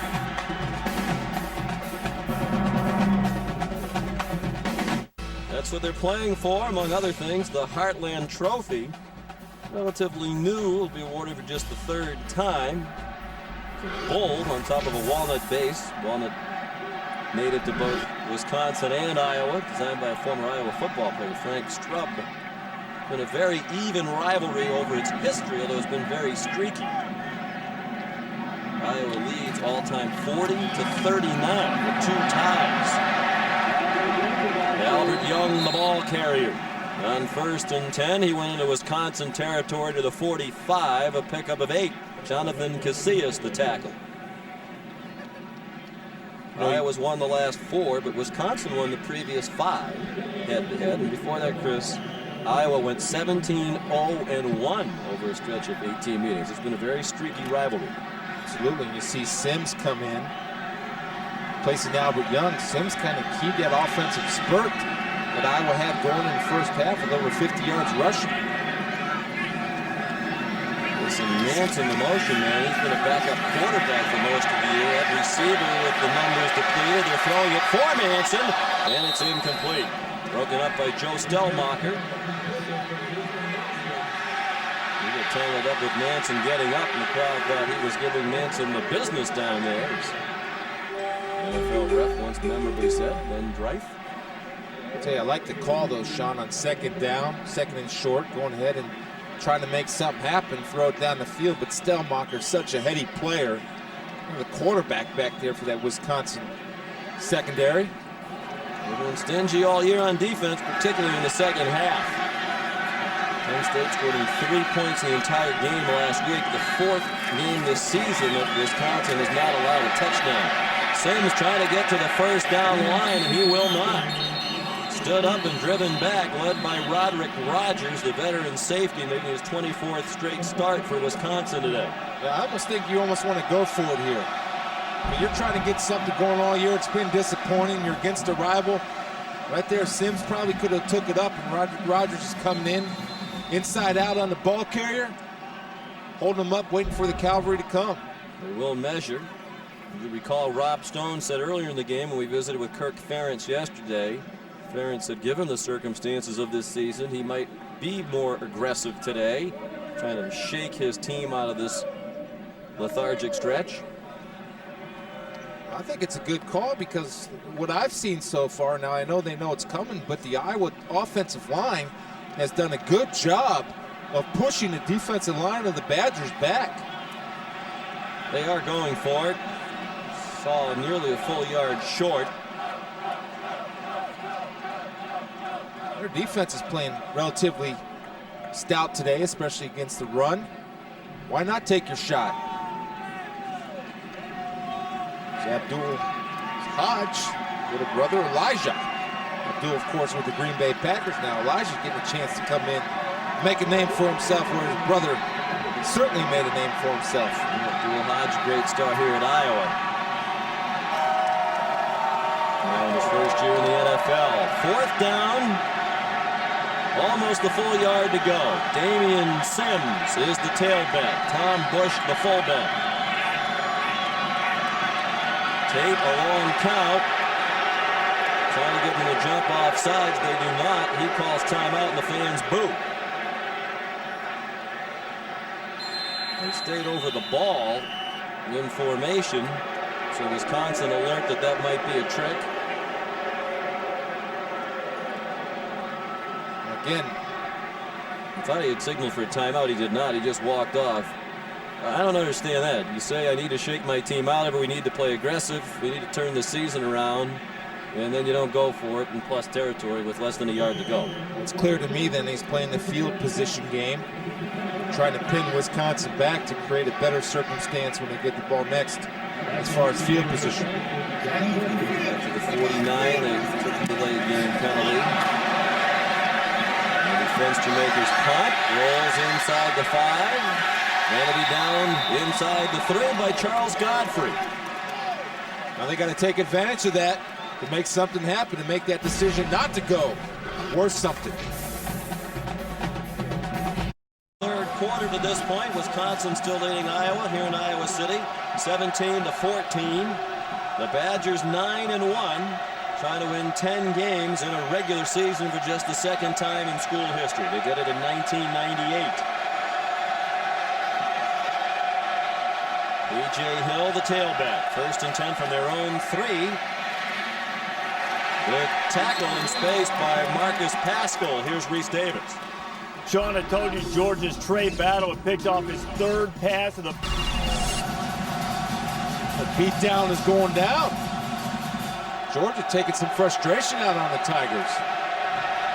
A lot of fans for the Bulldogs around the country today from all those other one-loss teams. Hoping to see Auburn get knocked over again and knock them out of the national championship game picture. Donovan out of his own end zone, a good throw and a first down out to the 17-yard line. Travis Beckham for a 12-yard pickup. You know, that's where he's going to go, and it's amazing to me that if I'm Norm Parker and I got a safety, McGill Merrick on him, I want to get up there and try to challenge him. You cannot let Beckham run unchallenged. What I mean by that, jam him up at the line of scrimmage, do something to slow the timing down so he's not running free, because he's too big for safeties and he's too quick for linebackers. Bang him up a little bit. 50 catches for the year now for Beckham. P.J. Hill, tackled by Charles Godfrey. The 2nd year in a row, the Iowa defense has done an excellent job against Wisconsin's leading rusher. Last season, Brian Calhoun had a tremendous year. He was 4th in the country in rushing when these teams got together, and Iowa held him to 18 yards. Hill's been a little bit better than that today, but not much.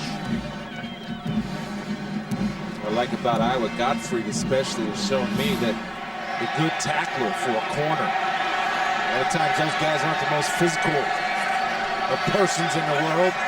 These guys are coming up and hitting them.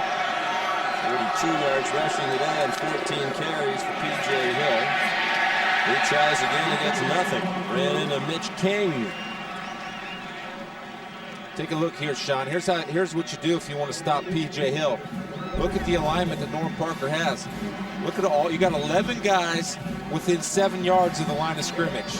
11 guys within 7 yards. There's not going to be a lot of running lanes, especially when you have safety stepping up, playing at linebacker depth when the ball is snapped.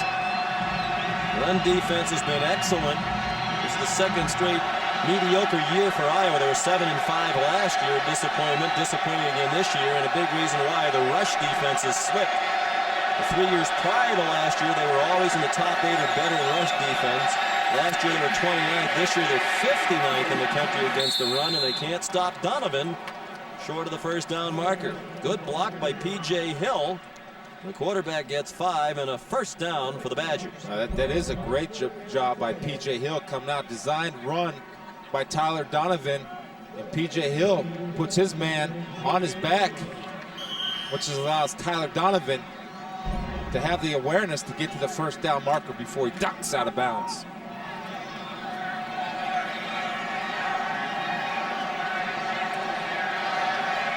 Yards rushing. He's still their leading ball carrier today. Tyler Donovan, junior from Heartland, Wisconsin, making his first career start. Hill, a tough run for 7. Tackled by Marcus Pascal, senior from Largo, Florida, playing in his last home game here at Kinnick Stadium. When you see Marcus Pascal coming up, he's shown a lot to me, taking a big 240-pound guy on and really not yielding much yardage after the contact.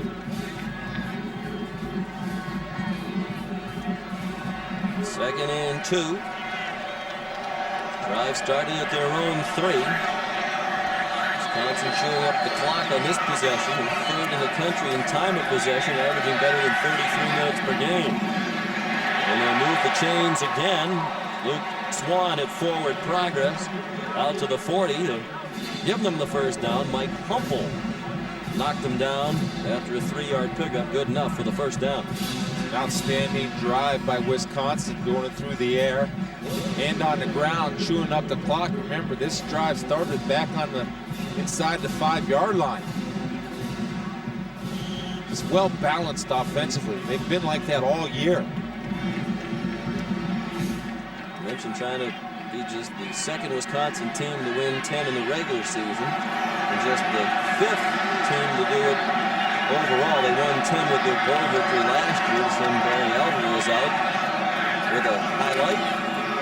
They also matched their school record for Big Ten wins in a season with 7. It'll be the 3rd time they will have done that if they win today. Mitch King made the tackle on P.J. Hill at the 44. A gain of 4 for the freshman from East Elmhurst, New York. You see the size of Wisconsin. The big offensive line is starting to wear down the smaller unit of their counterparts on the defensive line in Iowa. It's a little bit slower getting off the blocks for the Iowa guys. Then Kirk Ferentz decided not to go for a 4th and 1 in plus territory, hoping that after the punt, the defense would pin Wisconsin. Indeed, that strategy is not paying off. Donovan all day to throw, and it's dropped. Hit Paul Hubbard right on the number 19, and he couldn't squeeze it. What a strike. Again, this kid's confidence, Tyler Donovan, keeps growing and growing and growing. And you see the patience and the protection, just letting Hubbard come open. You got to go catch it with your hands. Don't let it be a bank shot off your shoulders or your chest. Catch the ball with your hands, snag it. 10th play of the drive. First drop pass by Wisconsin today. A minute and a half to go, 3rd quarter. The Badgers without John Stocco, their 3-year starter at quarterback, lead by 3. They look like they're in good shape at this position for next year, with Donovan at the helm, the way he's played today. Runs out of time, has to throw it, and has Crooks for another 3rd down conversion. To the 42 of Iowa, Andy Crooks, a first down. Well, here's the growth from the first half even to the second half. Flag down. But watch this. See, in the first half, Tyler looking. Now he's coming back to his 3rd option. He might have tucked it and run it, but he saw Andy Crooks, throw across his body, and Andy Crooks, the former linebacker, catching the ball with his hands. All for naught. Ineligible downfield, number 63. 5-yard penalty, repeat third down. Veteran Craig Urbick, winning his 24th straight start on the offensive line for Wisconsin. Part of, as Joe Tiller said, the tallest offensive line in captivity. They are the biggest in college or pro football by size at nearly 6'7" on average, 319 pounds. Urbick is 6'6", 325, so when he's illegally downfield, you notice. Well, Urbick was probably thinking what we're thinking. Tyler's going to take off and run for the first down, so he's downfield trying to get a block. 1 minute to go, third quarter. Another third down now. Can they convert on 3rd and 11? No pass rush at all. Donovan throws a deep ball. Swan is open. The ball flutters, and he still caught it. Wow. Charles Godfrey had the coverage, but Swan beat him. The ball going into the breeze fluttered a bit. That gave Godfrey a chance to recover, but he still couldn't bat it down, and it's a 49-yard game. Yeah, Godfrey's actually in pretty good position to make a play, but Luke Swan does a great job with his hips and adjusts on the football. And some days you got it. When it's your day, it's your day. And so far, it's number 12's day. I'm throwing him up for grabs, baby. My guys are coming down with him. Be a star. Swan's a junior from Fenimore, Wisconsin, walked on. Finally put on scholarship prior to this season. Rick Bielema said he's had remarkable improvement from game 1 this season to now.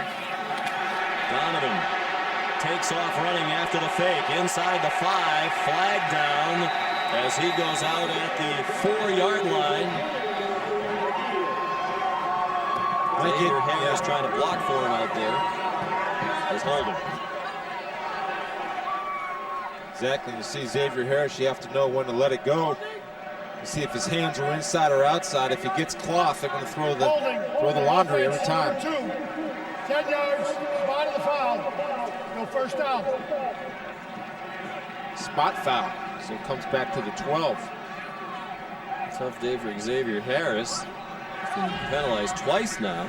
Earlier he flinched and got called for a penalty as he was lined up at wide receiver. Now the holding brings the ball back to the 15-yard line. And it'll be first down and 12. Follow number 43. That's usually where the football goes if it's a run. Andy Crooks was lined up in the slot to the left of the formation.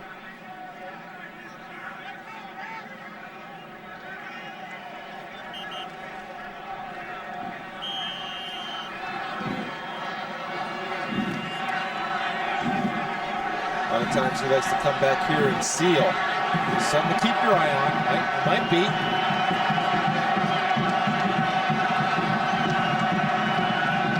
There it is. Ball, Chris, and Hill.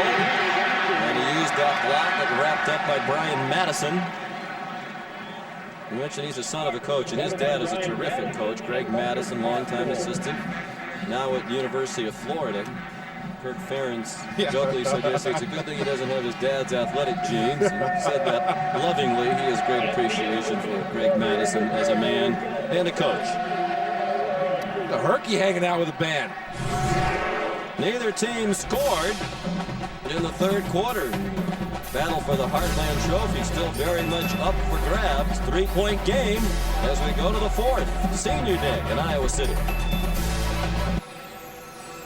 This game is being broadcast in high definition on ESPN HD, presented by Pioneer Plasma Displays. Look inside the Altar Building, home of Mass Communications, DITV, Daily Iowan TV. About 100 student journalists, the opportunity to hone their skills 5 times a week. They have a news broadcast, do an excellent job. We don't want you to hear them because they make us look even worse by comparison. 2nd and 10, Wisconsin. 13th play of this drive. It consumed more than 6.5 minutes. P.J. Hill rumbles near the end zone. Good lead block by the great tackle, Joe Thomas. And Hill very near a first down inside the 3-yard line. When you're his size and you can get out in space and handle DBs in open space, like Joe Thomas, you said it, Sean, he is a great player, a future #1 draft choice, and maintaining his feet, maintaining his block, which allows P.J. Hill to rumble for the first. How about this drive? They started at their own 3.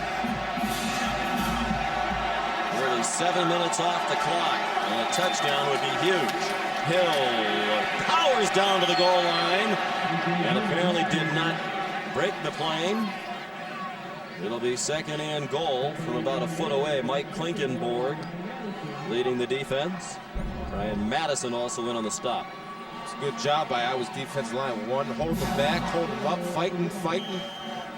You see McGill come in there, using everything he has to keep that ball from crossing the line of scrimmage.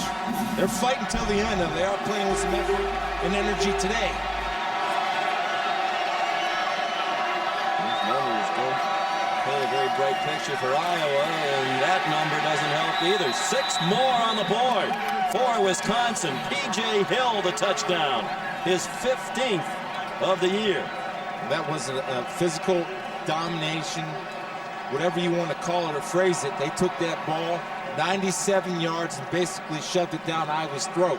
Now the key is, how will Iowa respond? And Tyler Donovan made a lot of key plays on 3rd down to keep that big drive alive. Tyler Melhoff had the extra point. For the 2nd time today, Wisconsin leads by 10. And Chris, I go back to Kirk Ferentz's decision to not go for it on 4th down and 1 near the 40-yard line. Seemed like Iowa, particularly off the 2nd quarter, had a little momentum on offense. He talked yesterday about they haven't really gotten into a rhythm all year. You want your team to play with energy and enthusiasm. You say you're going to be more aggressive, then you don't really show much faith in them by not going for it. He got the punt he wanted, but it didn't work out. Well, again, and if it would have worked out, obviously they would have had a chance with good field position to move it down and score. He was counting on his defense to make a stop. And you saw Tyler Donovan, P.J. Hill, the running game, the throwing game. They couldn't stop Wisconsin, so it didn't pay off. And I understand the fact of not gambling, but I'm with you, Sean. I think when you're 2-4 in the Big Ten and struggling, and you're fighting for against your rival, you might have to take that shot and go for it on 4th down. You're looking to salvage the rest of the season. That's what he talked about. You know, we have to make the most out of the situation that it is right now. They have 2 regular season games left, including this one. They're at Minnesota next week, and then they'll have a bowl game. They're bowl eligible for the 6th year in a row. Which bowl game they go to will be affected by what happens here tonight. The Champs Sports Bowl, among those with scouts in attendance. That's a game in Orlando. There's Damian Sims, who's had a terrific ball game for Iowa, and a nice run back across the 35. Here's Reese. All right, Sean, West Virginia's been able to wear down that Bearcat defense of Cincinnati, 21-10, and a little trickeration, and 10's got some speed. Steve Slayton's going to rip off 64 here. They'll drag him down just short of the goal line. 10 carries, 138 yards. West Virginia's added another. It's 35-10. I still think they're the best team in the Big East. Even though they lost to Louisville, that was an uncharacteristically bad, mistake-filled performance by West Virginia. The fact that Steve Slayton didn't play most of the 3rd quarter. Tate throws it away. Under duress from Kurt Ware. Boy, and the crowd that was into it taken out of the ball game by that tremendous drive. 15 plays, 97 yards, 7 minutes and 40 seconds for the Badgers. Longest drive of the year in terms of plays, yards, and time for Wisconsin, and it ended on the 1-yard run by P.J. Hill. Go back to the struggles of Iowa offensively. A lot of it's from the young receiving corps. It's all about getting open and running routes. And right there, Wisconsin locked them down all over the place. A particularly good job against Iowa's leading receiver, Dominic Douglas. Albert Young on 2nd and 10 trying to run off tackle, and Joe Stelmacher and Mike Newkirk knocked him down. Stellmacher with his usual big game. Former walk-on, grew up in Berlin, Wisconsin. He told us it's the fur and leather capital of the world. We said, really? He said, well, that's what the sign says when you come into town. Town of about 6,000. His dad, a longtime high school coach. He was the water boy for his dad's teams growing up, always around football. Could have played other places on scholarship, walked on at Wisconsin, and then got a scholarship. I'm sure Wisconsin obviously is pleased that he chose to make the decision to walk on. Dad paid his way for 2 years. Dad stepped down as the head coach so he could see his son play in college.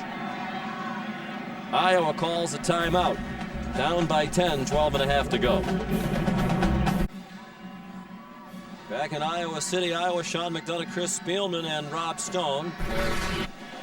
College football coverage presented by Cars.com. Pass situation here in third down for Drew Tate, and really the only place they've had success throwing, Chris, is short and to the right. Yeah, and they don't think Wisconsin doesn't know that. Got people up there doing charts like we do. Money says defend the right side of the field. Two receivers out to the right in movement before the snap.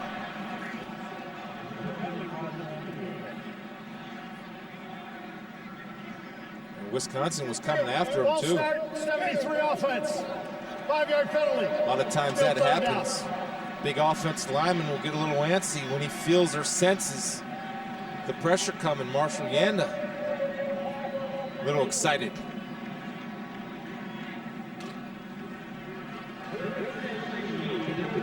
Not a lot of plays in the offensive playbook, Sean, for 3rd and 16. 3 receivers, 2 to the right of Drew Tate. Ted Davis, a fullback, the lone back behind the senior quarterback. Just a 3-man rush. Tate deep down the middle as a receiver open and the ball knocked out. Tony Milwaukee, the backup tight end, had it and then had it jarred free by Joe Stellmacher.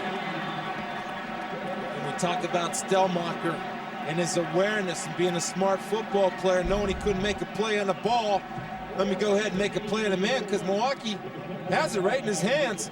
And Stellmacher coming with a flying elbow. Right there. Would have been a great catch, Sean, but when you take a shot like that, it's tough to hold on to the skin. 6th punt for Andy Fenstermaker. Former walk-on who came here after 1 semester in Missouri. Western punted 1 season. Zach Hampton, fair catch at the 33-yard line. 38-yard at the end. College football presented by Cars.com on ESPN, by Best Buy on ABC today at 3:30. Tyler Donovan playing like a veteran quarterback today. Never more so than on that last drive when he used his running ability. Showed the ability to throw the deep ball, that 49-yard pass to Luke Swan, the biggest play of the 97-yard drive, which was capped by P.J. Hill. Hill again running left. And he's pulled down by Alex Canellis. How about Canellis? Earlier this year, they're at Illinois. He feels sick to his stomach. He's sick all night. He doesn't want to wake up Brian Madison, his roommate, so he goes into the bathroom and just lies down on the floor, sick all night, shows up the next day, goes to see the trainer. They take him to the hospital. He had to have his appendix out. And he played the next week against Ohio State. That's a tough kid. He took some tough pills when he was in that bathroom. That's a good teammate. He knows that Madison needs to sleep. Yeah, so I didn't want to bother him. Madison said, I wish he had said something. At least would have told him to go find the trainer. Donovan throws it up for grabs and got away with that one. Went through the hands of 2 defenders and was almost taken in by Luke Swan. Bradley Fletcher had good coverage with help from Miguel Merrick. Speaking of hospitals, how about Kirk Ferentz and his wife Mary? Yesterday it was announced, or earlier this week it was announced, that they're donating $400,000. Part of that to the Children's Hospital here in Iowa, and a portion of that donation to the College of Liberal Arts. $400,000. Much is given, much is expected, and Kirk's certainly giving back, paying forward to the University of Iowa. And he has been given a lot, too. He's one of the highest paid coaches in the country. They reported $2.84 million a year. That's what happens when you win big and you have NFL teams chasing you all the time. And no matter how much money you make, $400,000 is a lot to give away. And he talked about it yesterday. We feel very appreciative of a lot of great work that gets done at the university, and my wife and I decided to target 2 areas that were especially important to us, and we just feel very, very fortunate that we can recognize some efforts, great efforts by a lot of people, and you know, it's hopefully something that'll do a lot of good for a lot of folks. One of the really good guys in coaching, Chris, and one of the really good coaches. It's, you know, the NFL people know what they're doing, and they keep coming after him because he's a tremendous coach. Took off over a program here that had slipped at the end of Hayden Fry's time. And a couple of tough years to get it started, 1-10, 3-9, but now 6 straight bowl games, 2 league titles in the last 4 years, and 2 Coach of the Year honors. I was going to say, it's kind of bizarro of the way Brett Bielema is starting his career. They're total opposites. 3rd down and 11. Down by 2 scores. With the new clock rules, Iowa needs a stop. Donovan sets up a screen. Great call. P.J. Hill lost the football. Charles Godfrey knocked it out. Wisconsin players saying they have it, and if they do, it might be the difference between not being a first down. They don't have it. Flags fly at the end of the play. It's the first fumble lost by Hill this year if it stands. Pascal came up with the football. There are flags on the field. Brett Bielema is lucky he didn't get flagged. He was almost in that pileup as they were pulling the players off. You wonder if that's what the flag is about. That flag came in very late. A couple good things. First of all, it is a good call by Paul Christ of setting the screen up to P.J. Hill. And Godfrey comes in, and again, being a physical corner that he's shown that he is all day, does not shy away from P.J. Hill and goes ahead and lays the shoulder into the football. Ball pops loose, and his partner, Pascal, digs it up and makes the recovery for Iowa. Result of the play is a fumble recovery, Iowa. That's a first down. While the fumble was a dead ball, we have a late hit, number 99 on Iowa. That 10 yards or 15 yards leaves it 1st and 10 Iowa following the penalty. Brian Madison called for a late hit. There's Godfrey. It looked like the ball was wobbling out even before Godfrey's hit. Kind of loose in the arm of Hill, surprisingly so. And you see Crooks in there battling, and Pascal wants to scrum for the ball. We'll see where Bielema. I mean, he's not supposed to be out there pulling people off the pile. There's the late hit by Madison. Left of your screen. Yeah, Madison is knocking Thomas off because Thomas is pulling Madison's boy, Mitch King. You got to kind of let that. To me, that's part of the scrum. The coach usually isn't involved in the scrum like Brett is. And when I saw the flag, I thought that's what it's going to be for. I mean, he's almost out by the numbers. He's on the field again, and he's being worn this time. And he has done a tremendous job this year, but I don't know if I've ever seen a coach, a head coach, spend more time in conversation with the officials on the field than we've seen from Brett Bielema this year. He works it. And Ferentz not happy with what's going on with his old friend over there. No, because the fans have... Timeout is charged to Wisconsin. We have a coach's challenge on the recovery of the football. Bielema apparently thought his team recovered the fumble. He certainly had a good view of it. He was on the field. He had a flashback. You know, the fans here have access to the replay, the scoreboard here, and you can see that Brett Bielema comes on the field, but there's Godfrey putting a helmet right on the ball, and you see Crooks go for it, and Pascal going for it. Yeah, well, there it looked like Crooks had it, but, you know, a lot of times that ball's still sliding around underneath the body of the first guy who appears to have it. Right there is Crooks' right arm. Now, unless he has it with his left arm, then he doesn't have complete control of it. And you'll see nobody quitting on the play. And a lot of times, Sean, that ball might exchange hands back and forth. Yeah, well, he had the ball, but now it looks like it's gone. And I don't know how any replay official is going to be able to tell this once this pile up. I mean, how do you know? Yeah, he doesn't have the ball there. It's right down between his legs now. It's not in his hands. Yeah,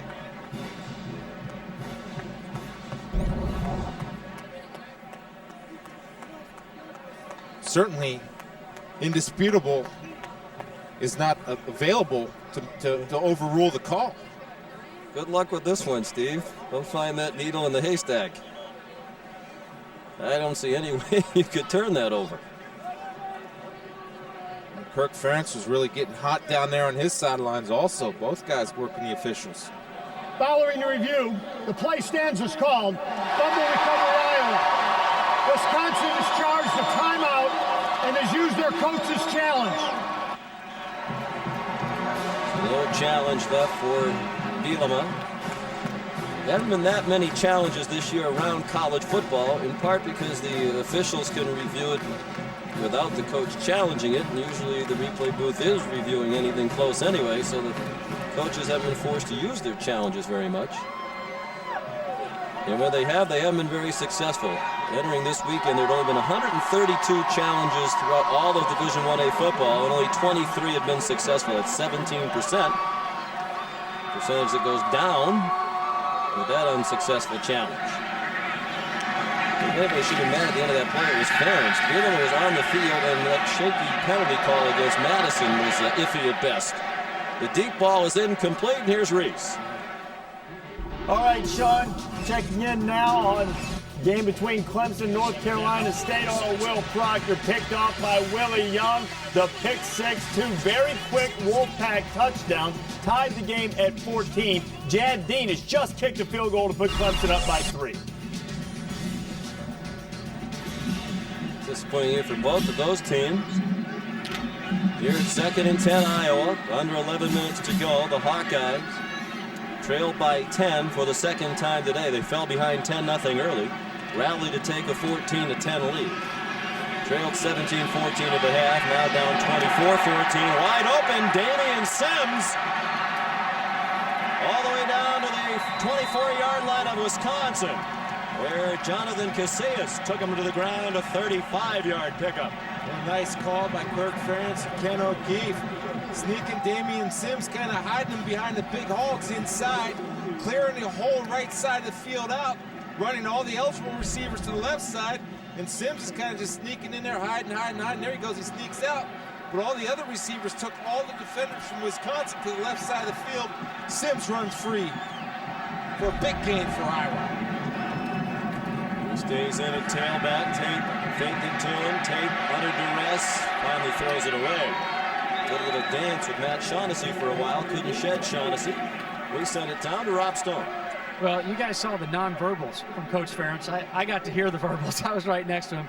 And that's exactly what he was talking about, Sean, is he was talking to officials saying, quote, he can request from the sideline, guys, meaning he's not even close to the sideline. He has got to stay over there. It's a rule. This is as animated as I've seen Coach Ferentz in a long time, and he's had some reason to be upset at some calls. Chris, we saw him at the Outback Bowl last year. He got robbed multiple times.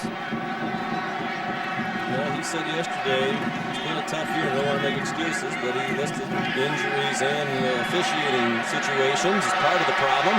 Into the end zone, touchdown! Trey Strauss, the freshman, with his first career touchdown, 24 yards. It's the same type of catch that Luke Swan has made.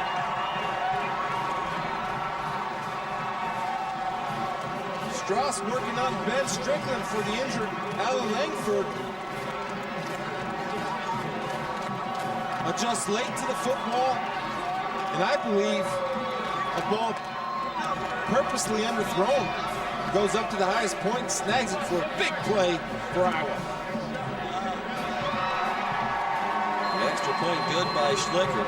Strauss with his first catch of the day, his first career touchdown. He had 8 receptions all year, and 6 of those came in one game against Indiana. Iowa back within 3.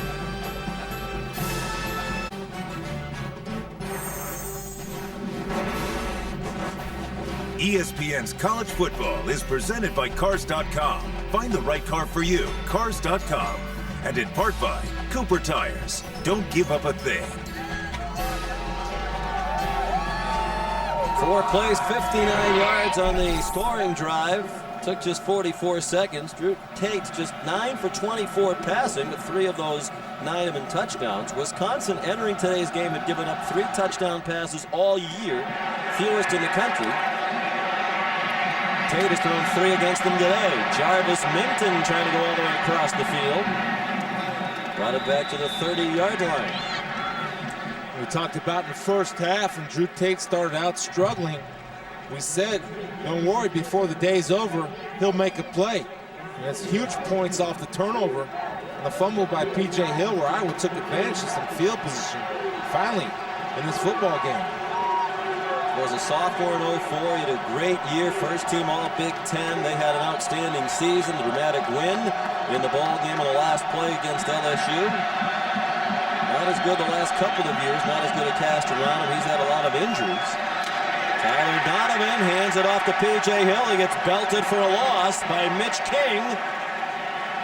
Back to the 28-yard line. A loss of 2. And the crowd's back into it with under 10 minutes to go. Well, penetration kills anything up the middle. That time Mitch King penetrates, but he keeps his shoulders square, and he becomes the deliverer of the blow on P.J. Hill, where oftentimes we see P.J. the one getting off first and hitting the defender. Mitch was quick to get off first and nailed P.J. Hill in the backfield. Mitch King had a great game last year at Wisconsin. Had 2 sacks, 4 tackles for a loss. Was the Big Ten Defensive Player of the Week. He's had a big day again today. Design run for Donovan. Pulled down short of the first down at the 37-yard line by Mitch King again. About 3 yards shy of the marker. Tyler Donovan.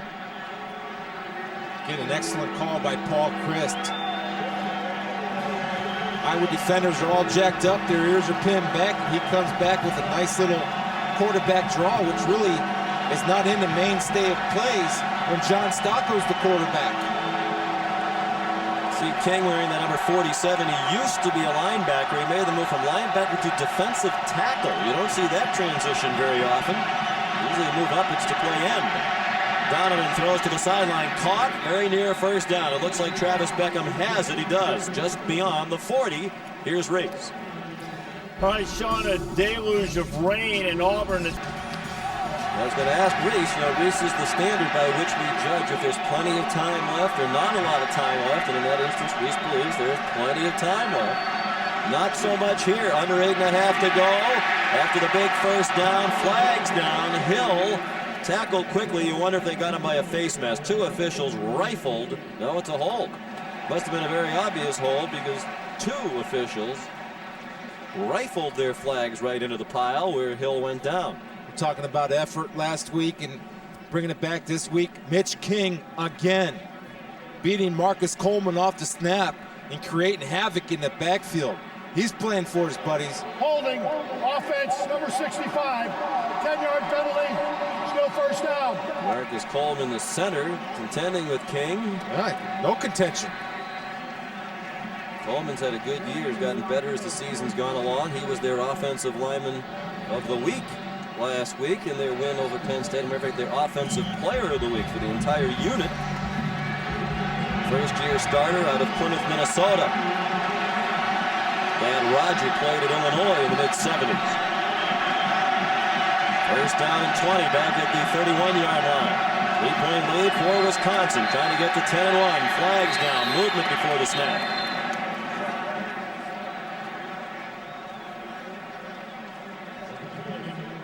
It had been a relatively penalty-free day until lately. Ball start, 19 offense. 5-yard penalty. 6th Wisconsin penalty. Iowa's been flagged 5 times. You know, they don't want to put too much on young Tyler Donovan in this situation, even though he's been excellent today. Here's a look at his pass chart. Like Tate, most of it short. Yeah, but very well balanced, using all 3 parts of the field, left, middle, and right. Beckham's been his guy for most part. 8 catches for Beckham. First and 25, back at the 26. Look out for King again. Screen, almost intercepted. Edmund Miles, the linebacker, had that one read. Donovan took a shot, Sean. Mitch King, I think, was the one that delivered a blow. He's saying it's good to be the king because I'm taking over this series, which he has. If he comes out, it's freshman Dustin Shearer who would have to play. He's just now thinking about that possibility. Well, he might have been looking for a helmet. Got a flag. As Stocko's running out and trying to deliver a message to his boy, you can't run out on the field. Charge to Wisconsin. First warning. It's just a warning. They threw the flag. It's just a warning, not a penalty. Yeah. And it was Stocko, who's in a new role, obviously, this week. I don't think he realized that you can't walk out of the coach's box area over there, the sideline area. Rob Stone, you're down there.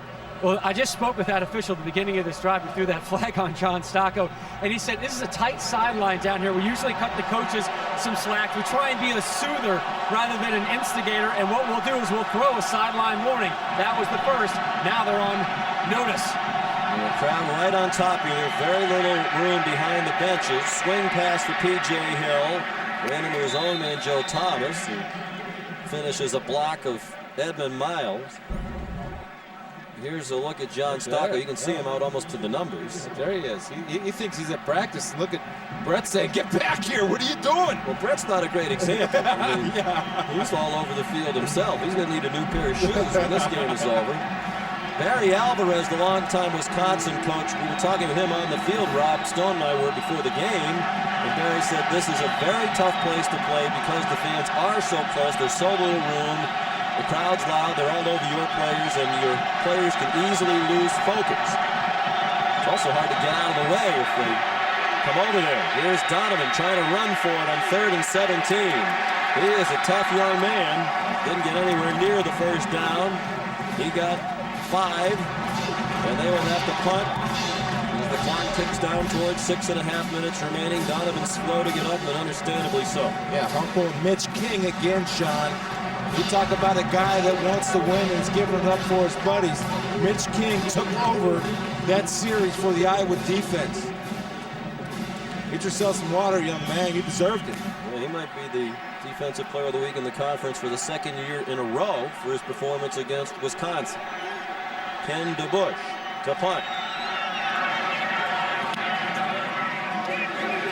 Line drive, returnable for the true freshman, Dominique Douglas, out of Murray Wright High School in inner city Detroit. A couple of nice spins. So you got a 5-yard return of a 36-yard punt. Iowa down by 3 with the ball when we come back.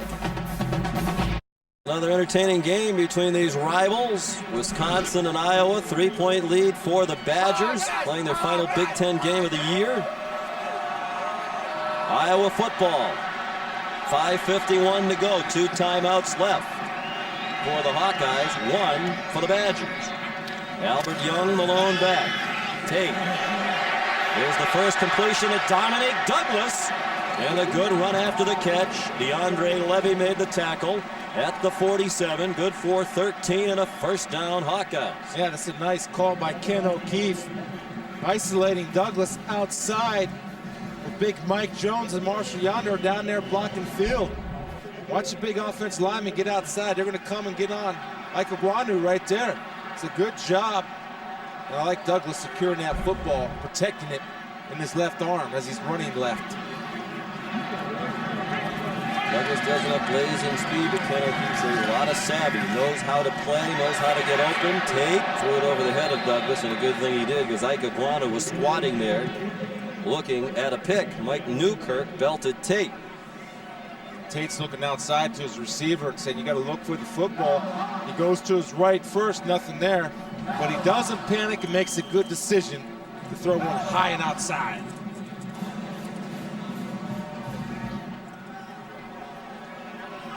The corners for Wisconsin, especially Ikegwuonu, has been really an outstanding year, Sean. Yeah, great. Good tackler. Creator of turnovers. It's a balanced defense for Wisconsin. 2nd down and 10. 4-man rush. The throw over the head of Scott Chandler, the senior from Southlake, Texas, playing in his final home game. He's the younger brother of Nathan Chandler, the former starting quarterback here at Iowa. Nate's back here for the ball game today for the first time as a fan. Who watches little brother and his final home game. Scott told us yesterday Nate's now in their dad's real estate development and storage business in the Dallas area. Good player, solid player for Iowa as a quarterback. Big third down here. Chandler right here, that's been his guy all year. Talked to a scout this week. So Chandler projects as about a 4th-round draft choice. Not a great year for senior tight ends in the draft. Tate under duress, and it's dropped by Chandler. Little bit behind him, but a very catchable ball, and one that Scott ordinarily would haul in. And he would have had a first down in Wisconsin territory. We circled him before the play because that's who you would think that Drew would look to on senior day to a senior partner. He's wide open. His size is much problem for Roger Rogers. Classic, turn my head before I catch the ball. Tried to run before he had it. He knows that's a mistake. Plenty of time left for Iowa, though. Chandler was a wide receiver in high school. Here at about 210 pounds. He's now 260. Fair catch made by Zach Hampton of the Andy Fenstermaker punt. Well, Iowa's last 2 wins over ranked teams were both against Wisconsin. November 2004, Wisconsin here. And Drew Tate led the Hawkeyes to a big win. Badgers missed a chance to share the Big Ten title. Then last November, Barry Alvarez in his final home game as head coach. And Tate rallied the Hawkeyes again.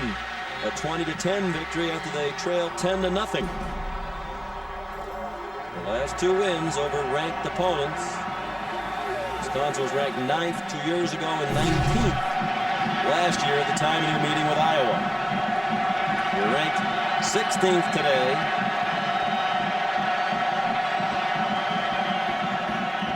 P.J. Hill pulling straight ahead.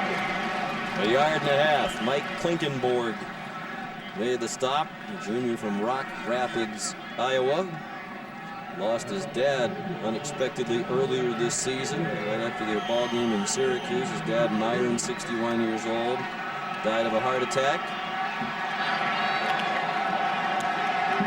Very emotional time for Klinkenborg. Like a lot of athletes, Mike very courageous and playing and honoring his father. He played the next week and was outstanding in their win over their in-state rival Iowa State. P.J. Hill again, they pretty much know he's going to get it. And Mike Humpel took him down at the 19. Timeout called by Iowa, leaving the Hawkeyes with 1. And Miguel Merrick, another senior in his last home game, hobbled off. Miguel's from Union City, New Jersey. One of those players not very heavily recruited who wound up here at Iowa and emerged as a fine player. Wake Forest and Florida State. That's the Saturday night offering on ABC, 8 o'clock Eastern time tonight. Wake tied with Maryland atop the Atlantic Division of the ACC. Some will get Texas and Kansas State. The Longhorns rank number 4. What a season for Colt McCoy. 27 touchdowns, needs 3 to break the 1A freshman record. BCS standings brought to you by Allstate. We mentioned one-loss teams not getting respect. Wisconsin, because of that weak schedule strength, 15th.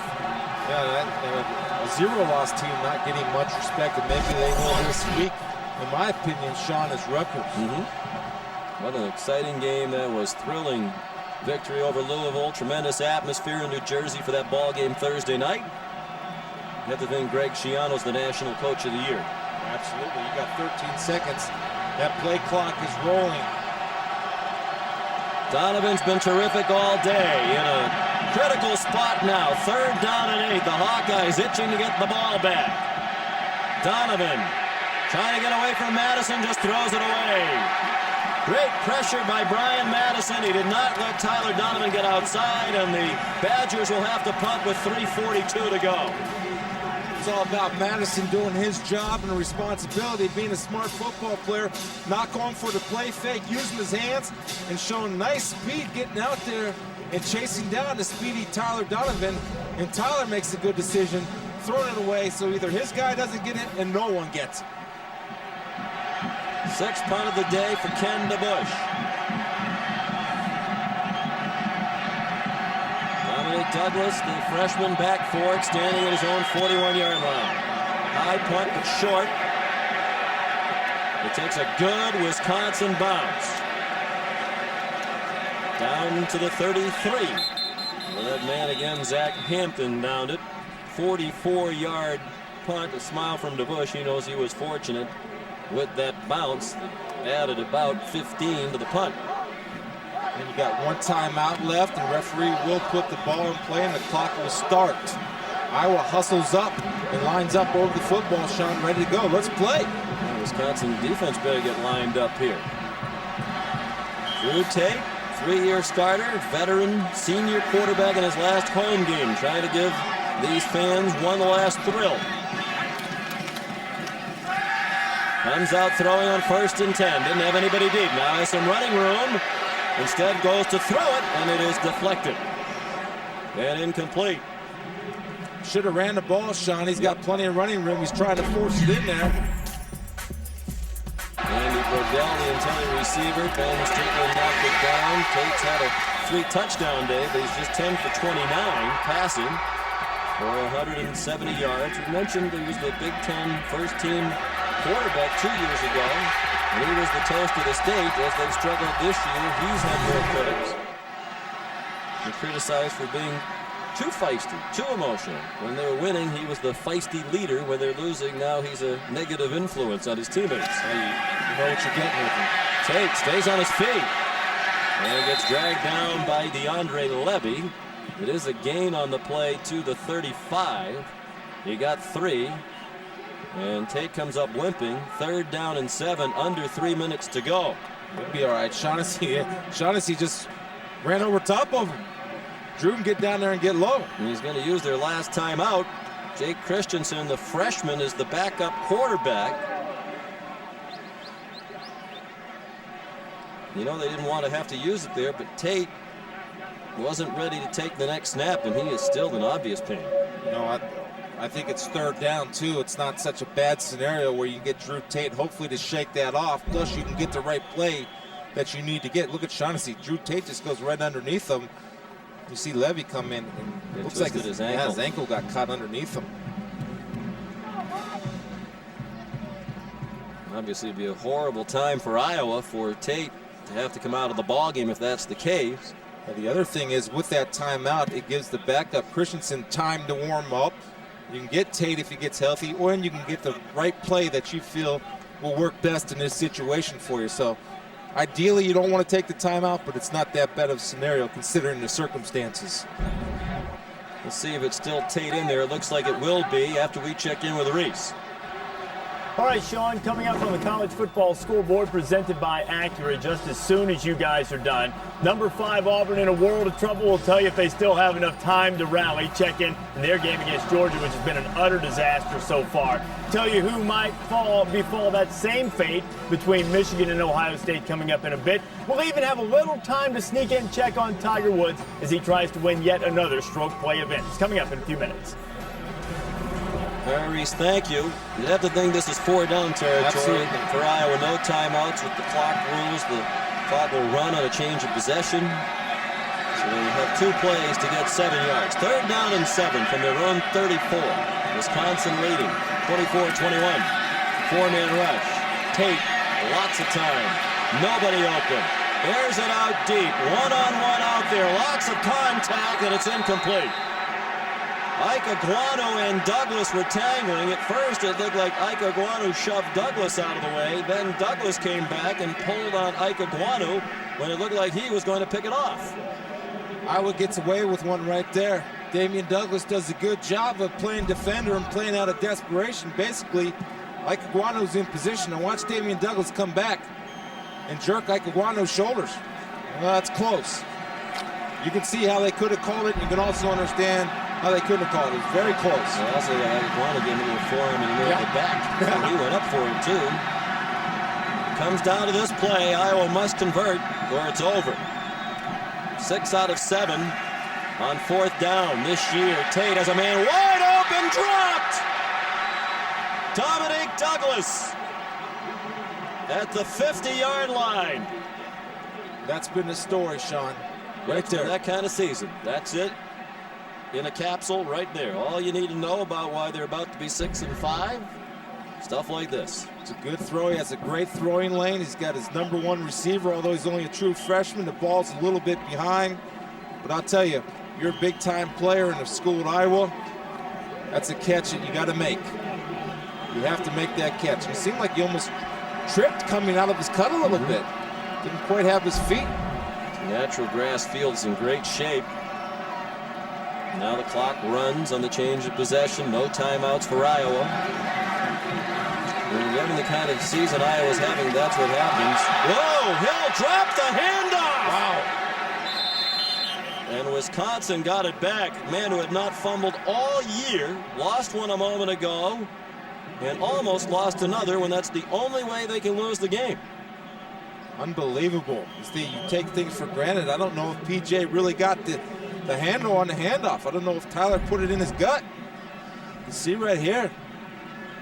Looks like it was a good exchange, and PJ almost looked to me like he was making his cut before he had the football. A great job by Craig Urbick to keep Mitch King off that loose ball. King saw it, but Urbick blocked him away from it. Hill secures the football. He got walloped at the 32-yard line. Miguel Merrick up from his safety position with help from Mike Klinkenborg. Cooper Tires players of the game for Wisconsin. Tyler Donovan, how about those numbers in your first career start on the road in a tough place to play? And Mitch King, terrific game at defensive tackle for Iowa. They are Cooper Tire players of the game. Tyler has over 70 yards rushing too, to put him close to 300 total yards of offense. 3rd and 6. Hill again. Down at the 27. The clock runs. Will they have to snap it again? Haven't wound the play clock yet. Wisconsin, one of their goals this year for the seniors, beat Iowa. They hadn't done it. They've beaten every other team in the Big Ten except Iowa. Brett Bielema about to become the first Big Ten coach ever to win 10 games in his first year as a head coach. And lead them to just their second 10-win regular season in school history at Wisconsin. And they did it without John Stocco, their 3-year starter, who had started 35 straight games at quarterback. Now they just have to snap it one more time, and the game will end if they can run 3 seconds. And even if they can't run 3 seconds, the clock will run on the change of possession, too. Think of all the great coaches in Big Ten history. That is quite a line to have on your resume. The only one to win 10 in your first year as a head coach. And tougher to do, Sean, following up the election of Barry Alvarez, but Barry didn't leave the cupboard bare either. Barry left some good players back for Brett and his staff to coach up, and they certainly answered the challenge. And that young man right there, Tyler Donovan, answered the challenge. Stocco departs at the end of this year. They'll be in nice shape next year. With Donovan at the helm of the offense. P.J. Hill and Lance Smith back at running back. Most of the offensive linebacker, they do lose Joe Thomas. And Kirk Ferentz hoping that this game would be a springboard for the rest of the year. He'll watch his team lose its 4th straight Big Ten game. 3 home losses this year for Iowa. They've won 27 of the last 31 home games, with 3 of those 4 losses this year. Donovan runs out the clock and takes a knee, and that's a fitting ending. And here come the Wisconsin players over to the near sideline to take the Heartland Trophy. Brett Bielema with a hug from his longtime friend and mentor, Kirk Ferentz. Final score, Wisconsin 24, Iowa 21. The Badgers now 10-1. Chris Spielman, Rob Stone, and our crew, Sean McDonough saying so long from Iowa City. And this has been a presentation of ESPN, the worldwide leader in sports. Now here's Dave Barnett, Michigan and Indiana.